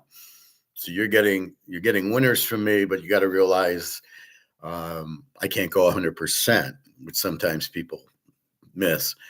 But in Vegas, it's the peripheral. So nobody's shopping, nobody's drinking, nobody's eating, because nobody's there. You've totally got nobody there. Now, can anybody be this stupid? We just want the rich people. Are you fucking kidding me that this is your explanation for raising the prices? We'll chase away the poor. We don't want the riffraff, but we'll just get the rich people. Are you kidding me? Who is this stupid as a CEO? And yet they think they're right. Yeah, we'll just get the rich they'll pay anything. They have no limits. Okay, Mr. CEO, you're rich. Would it bother you to go to a hotel and get these resort fees and pay for parking? And don't bullshit me. Of course it would. Bobby, we asked, who's a whale. I mean, he gets $1 million a year. And he said, yeah, hell yes, it would bother me. I'm sure anybody it would bother. All right, let's watch just a little bit more. Staff, some with decades of service, remain on call, but go weeks or even months without a single scheduled shift. Many have become GOAT. See, that's the peripheral. All these people that work there are not even having hours. They're not getting tips. That's who you're hitting. You're hurting by getting all the people out. What are you doing? If you don't want them, just fire them all. But if you want them and you kill all your guests, then there's no need for these jobs. What are you doing? Who's running this? Like I say, is this the Russians, the Chinese? I believe it's the Chinese. They're they're bankrupting them, and then they're going to come in and with a couple ounces of gold, they're going to buy Caesar's Palace and Bellagio for pennies on the dollar. You watch. That's what I think's going to happen, because nobody in the world is this stupid to raise prices. So I only the excuse is, well, I only want the rich. I don't want the poor or the riffraff there. What? That's why you make a market, and that's why once you've made the market and you got all these people coming in, only an idiot would chase them all away. Well, if we raise prices, it's not a fair trade. Nobody will come. Just like this grocery store I went to for the meat, they made all their prices. You've chased me away. I'll only go in there now for the hamburger. In the bagels, you went from one and a quarter to 150. Well, it's not a lot, but I won't buy bagels there anymore. Or I don't need bagels, or I'll buy the pita or whatever. You raise cost, but I can go to Meijer's or Walmart and it's cheaper. No, Walmart, I notice, isn't having everything where Meijer's does. Meijer's is pretty. Although I couldn't find my cauliflower yesterday. What the fuck happened to cauliflower? It was gone. I mean, there wasn't one cauliflower to buy, even the organic. So I don't know if it's temporary or what. No, I could get broccoli and celery, so that's what I bought. But but again, you substitute other goods that are fair trades. Like I said, the dark chocolate at $5, I'm not buying it. You either put it on sale or let it sit on the shelf. But if nobody buys it, they got to put it on sale because they paid for it. And the only way they make money is to sell it. And if you make it so expensive that nobody buys it, it's just sitting there. All right. It's in their own workplace. Eyes technically employed, but rarely summoned. The rhythm of the city has slowed. Sidewalks that once throbbed with the energy of tourists from every corner of the world now stretch wide and bare. Restaurant lines are short, sometimes non-existent. At the entrances to once packed nightclubs, velvet ropes hang loose, unused. Official numbers confirm what the eye cannot miss. Occupancy rates have dropped to 78.7%, a figure that would have sounded like disaster only a few years ago. Visitor numbers have slipped by as much as 12% compared to last year, and September marked the 9th straight month of year-over-year decline. Convention attendance, always a reliable anchor for midweek business, is down nearly 1 in 5. The Las Vegas Convention and Visitors Authority's own economist calls it a transformation, not a blip. We are seeing a sustained structural change in who comes to Las Vegas and how many do not. The result is a new kind of emptiness, one that feels both sudden and inevitable. The city. So what store or company, GM, Ford, Mercedes, Microsoft, doesn't want customers? Isn't that what business is how do I get more customers? I know I want more people buying football picks. How does that possibly work? We drove all the people away. Who does that? Who in their right mind drives all the people away? Are you insane? What business class are they taking? The communist business class? The Joe Stalin business class? Yes, we raise the prices. We'll make more money, but we won't have any customers.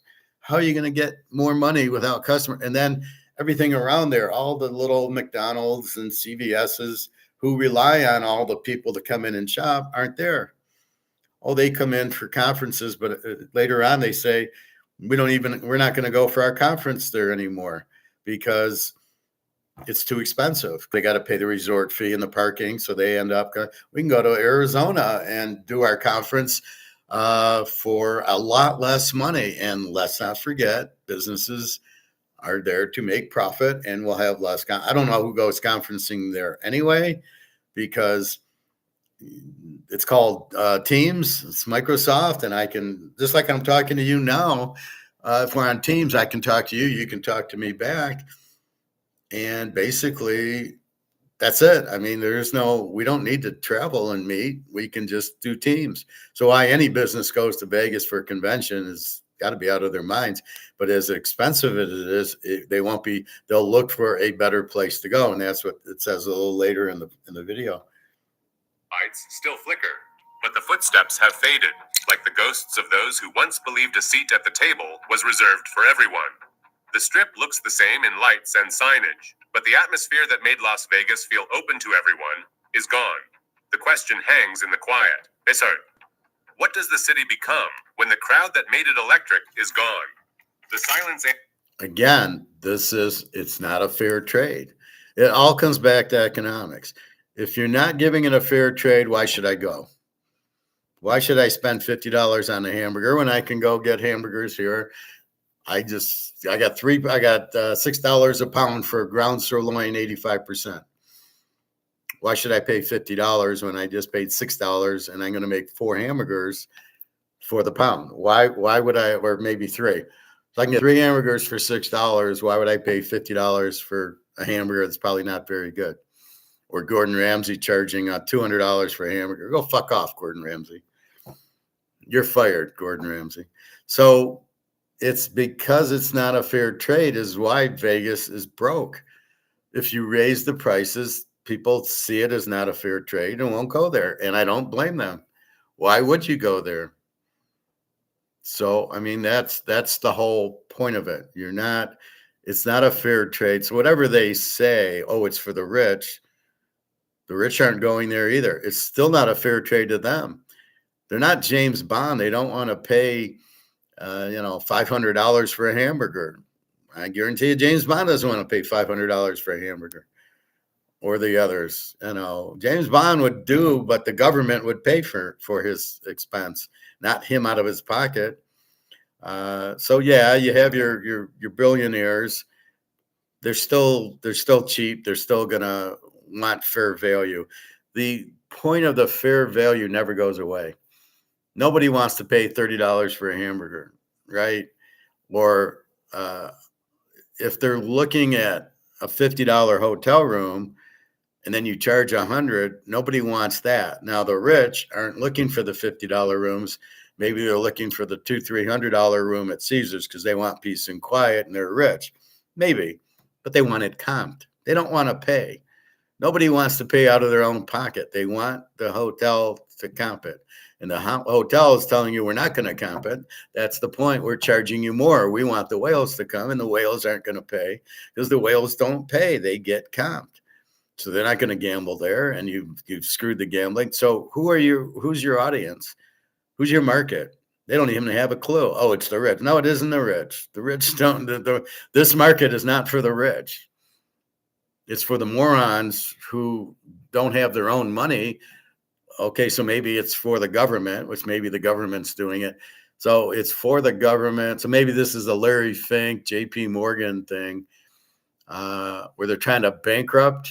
This could be Larry Fink trying to bankrupt Vegas and then buy it very cheap. I don't know. But they all pay rent, the Vanguard and that, and Larry Fink at BlackRock, and maybe they're trying to bankrupt them so they can buy for pennies on the dollar the casinos. That's what it smells like, because nobody in business would want no customers. Yeah, we're Kroger's. We don't want anybody. We only want the rich to come shop here. Well, I'm go to Bush's, which is a high-end, but only for meat. I don't see a lot of customers there. I mean, a lot less than there were. And how much are they buying? So how many rich people, oh, I don't care. I'm going to buy tuna and, it's $20 a can. Oh, I don't care. I'm rich. I can afford it. No, bullshit. You don't. The rich sit there and go, it's not a fair trade either. And they're not going to do it. All right, a little bit. Answers with silence. There was a time when Las Vegas promised more than neon and spectacle. For decades, the city built its legend on the idea that anyone could belong. A school teacher from Ohio, a retired couple from Bakersfield, a group of friends splitting gas money for the drive-in from Arizona, each found the same welcome. The Strip was a parade of possibility, not privilege. Rooms could be had for $49 or $59 a night, sometimes less if you knew when to book.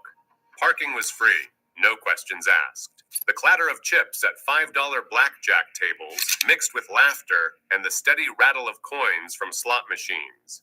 Buffets stood as monuments to abundance. $20 or $30 bought you all you could eat, with lines of desserts and seafood stretching almost as far as the eye could see. Las Vegas thrived on the simple math of inclusion.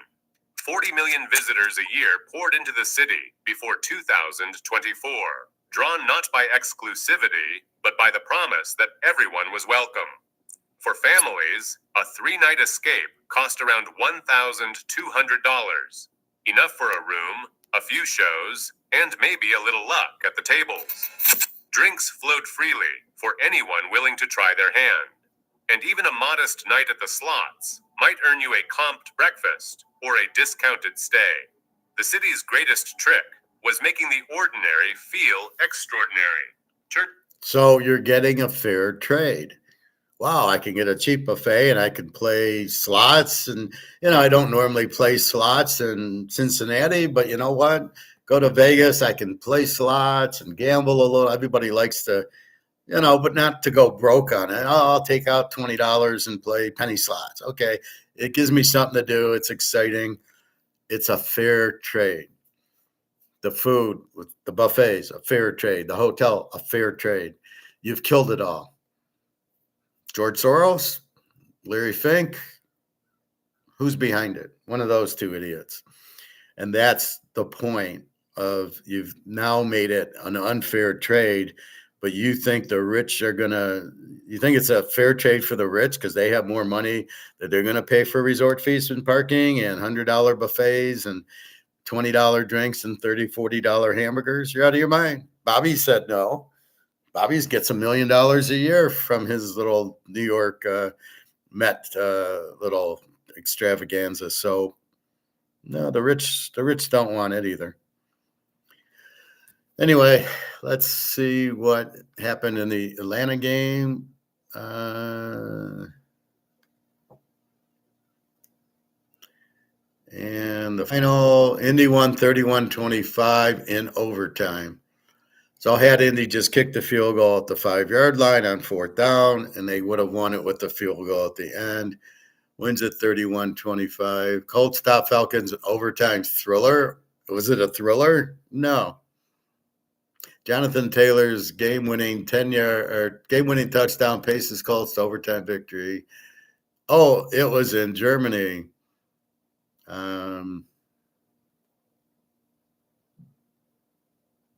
So Indy wins by luck. Jonathan Taylor rushed to the right for an 8-yard touchdown. They didn't kick the extra point. So I don't know if this was the first or the second. Well, let's see. All drives. Yeah. Okay. So this is really stupid. So Atlanta gets the overtime, 5 plays, loses 8 yards. Why is Indy not kicking a field goal?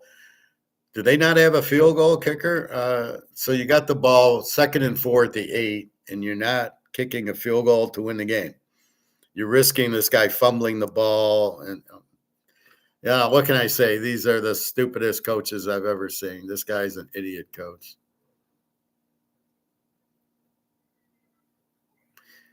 Let's look at the early scores. Minnesota 7-0 over Baltimore. Tampa 7-0 over New England. Carolina 7-0 New Orleans. Jacksonville 3-0 over Houston. And that's it. The Detroit game's 4:25. The Buffalo game is on now. Okay. So that's Vegas. They're full of shit with this. They're full of shit with this whole thing about not understanding fair trade that will raise prices. We're catering to the rich only. That's pure bullshit. All right, that is not reality. It's nowhere in economics that you would lose your customers. So we can only have rich customers. Well, no, it's the market.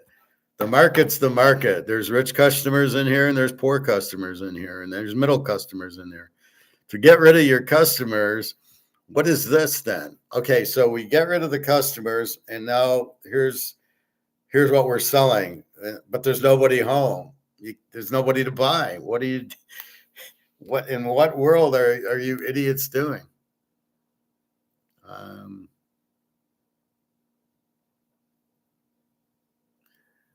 All right, it kind of looks like this Russian-Ukraine war is kind of over, but not officially over. This thing, it looks like an ordinary hiking stick. This is from Rhino USA, and it's built for way more than walk. And they're just trying to get the hell out of there. Let's look at the map one more time, and you'll be able to see. Actually, they do. They do. Yes, Pokrovsk have been essentially liberated. Hey, I'm Rick Sanchez, and what you just heard right there is probably one of the foremost military experts in this part of the world saying that Pokrovsk has been taken. It's over. As he calls it, it's just a mop-up operation is all that is left. Despite what others are saying, he says, based on his sourcing and the conversations he has with real military officials in Russia, the operation in Pokrovsk has ended and the Russians have taken, or as they would say, liberated Pokrovsk.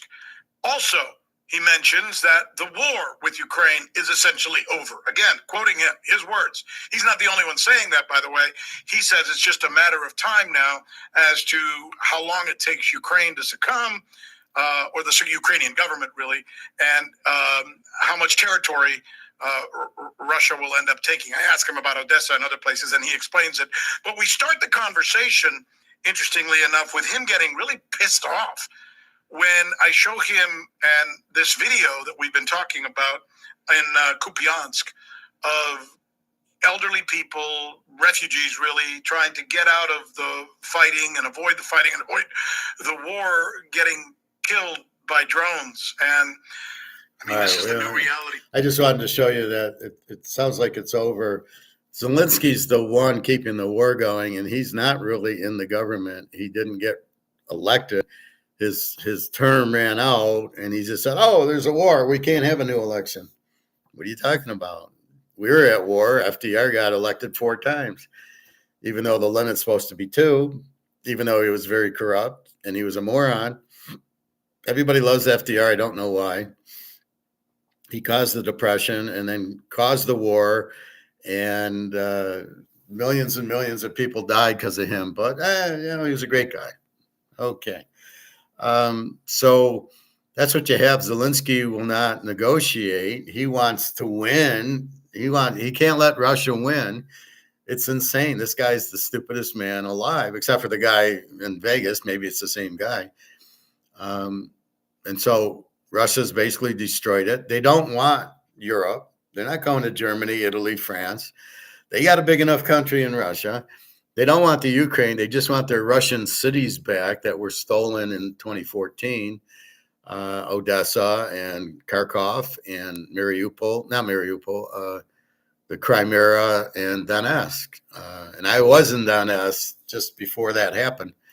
So it was a nice country, nice city. You'd have a city and then farmland, and then a city and farmland. And in the city was stores and stores and stores.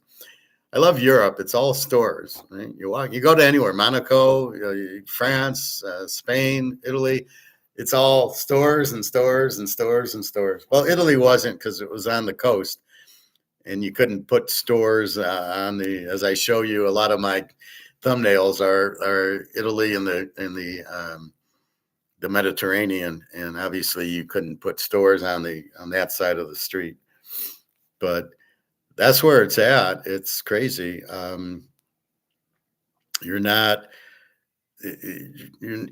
doing that, and so it's basically that's all Russia wants is their cities back. They don't even want to keep fighting. They don't want it. They never called it a war, and it's Zelensky getting money from MI6 and the CIA, and they're laundering money right and left. It's so corrupt. Zelensky's very corrupt, but he doesn't want the war to end. He knows he'll get killed.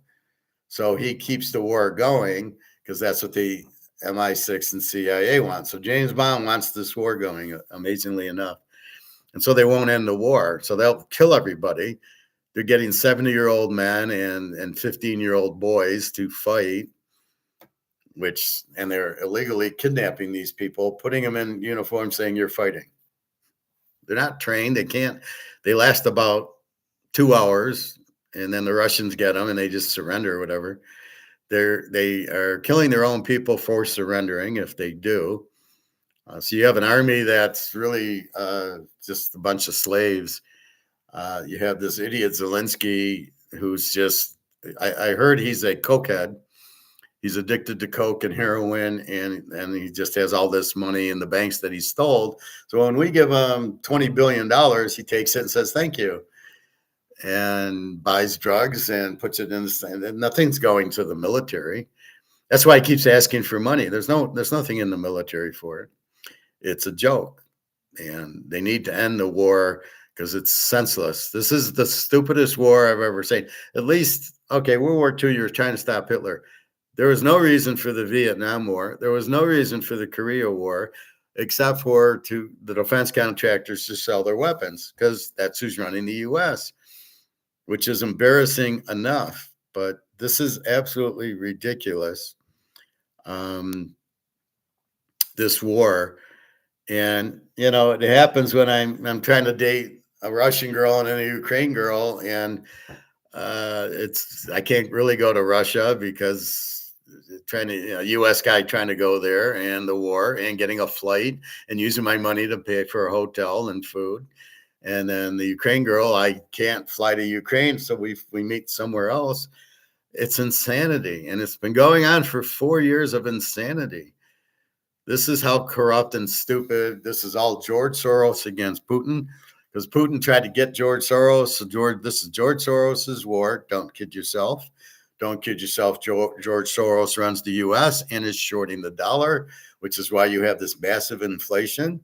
And he's trying to do what he did in England, which is short and then make all this money on it. And that's exactly what's happening. Hence, we see the silver lining, which is buy gold and silver, and that's the way we survive. And so that's why I tell you, buy as much as you can. It's a no-brainer. It's the biggest lock on earth, buying the gold and silver. So that's where we're at with it. Let's go watch football. It's 1:30. I'll be on tomorrow. Again, 8-4 in college, 2 locks win, including my Coastal Carolina. Today, 1 lock, free play Buffalo, which has already started. Good luck today. I'm sure you're betting. That's why you're here. And I'll look for some more interesting videos. But Vegas is just, this is how I think fifth dimensionally. This is how I find Coastal Carolina. Something is going on here that you're trying to bankrupt Vegas. This is not a bunch of idiots raising the prices to try to make profit, and then there's nobody on the street and they're not lowering the prices. You go to the grocery store and Coke raises their prices to $3.25 or $3.50 for a 2-liter, and nobody buys it. What do? It's 2 for $5. They lower the price. They need the sales, but yet Vegas isn't doing that. So Vegas, as corrupt as they are, and I prefer when the mafia ran it, as corrupt as Vegas is, as stupid as they are, there's no fucking way this isn't planned for them to go broke. They are going broke on purpose, and it's not to get the rich people to go there. That makes 0 sense. That's like saying, let's buy Bitcoin. No, doesn't make any sense. So what you have is somebody wants to bankrupt Vegas so they can buy it cheap. That's why you see COMEX, slam gold or silver so they can buy it cheap. That's all that's happening. And that's what's happening in Vegas. Somebody wants to bankrupt it so they can buy it cheap, because there's a lot of nice properties there. Caesars, Bellagio, Venetian, Wynn. They'd love to buy them for $100 that are billion-dollar properties. But that's what's happening. That's really what's happening. And I'm really good at getting to the bottom of it. It's the only thing that makes sense. Nobody can be this stupid. If you raise prices and nobody buys, you lower prices. That's what sales are. Like I said, all of a sudden the salmon's $12 a pound because nobody's buying it at 20. And the steaks at 25, 20. I saw the roast at $11. The roast I used to get were $7. And I said, this is great. Instead of buying the hamburgers, I'll buy the roast. It's $7. I get 3 pounds. I'll cook it and have 3 pounds of that. And they were $11.99. Okay, I'll wait for you to put it on sale, and then I'll buy it then. But this is ridiculous. Now, I'm not buying as much meat because of my gout, so I tend to buy grass-fed meat or stuff. They don't have roast. But once in a while, like Thanksgiving, I might make a roast or something. I can't make a 10-pound turkey for myself. That'd be a bit crazy. I never get stuffing. I got to learn how to make stuffing. Well, I guess I'll get sweet potatoes and have my salad and stuff like that. Pumpkin pie, like Herman Munster with the pumpkin pie. Anyway, it's all about what does the market willing to pay that's a fair trade. And that is today's lecture. And if you understand that, you're fine. You'll do well in business. You'll do well with girls.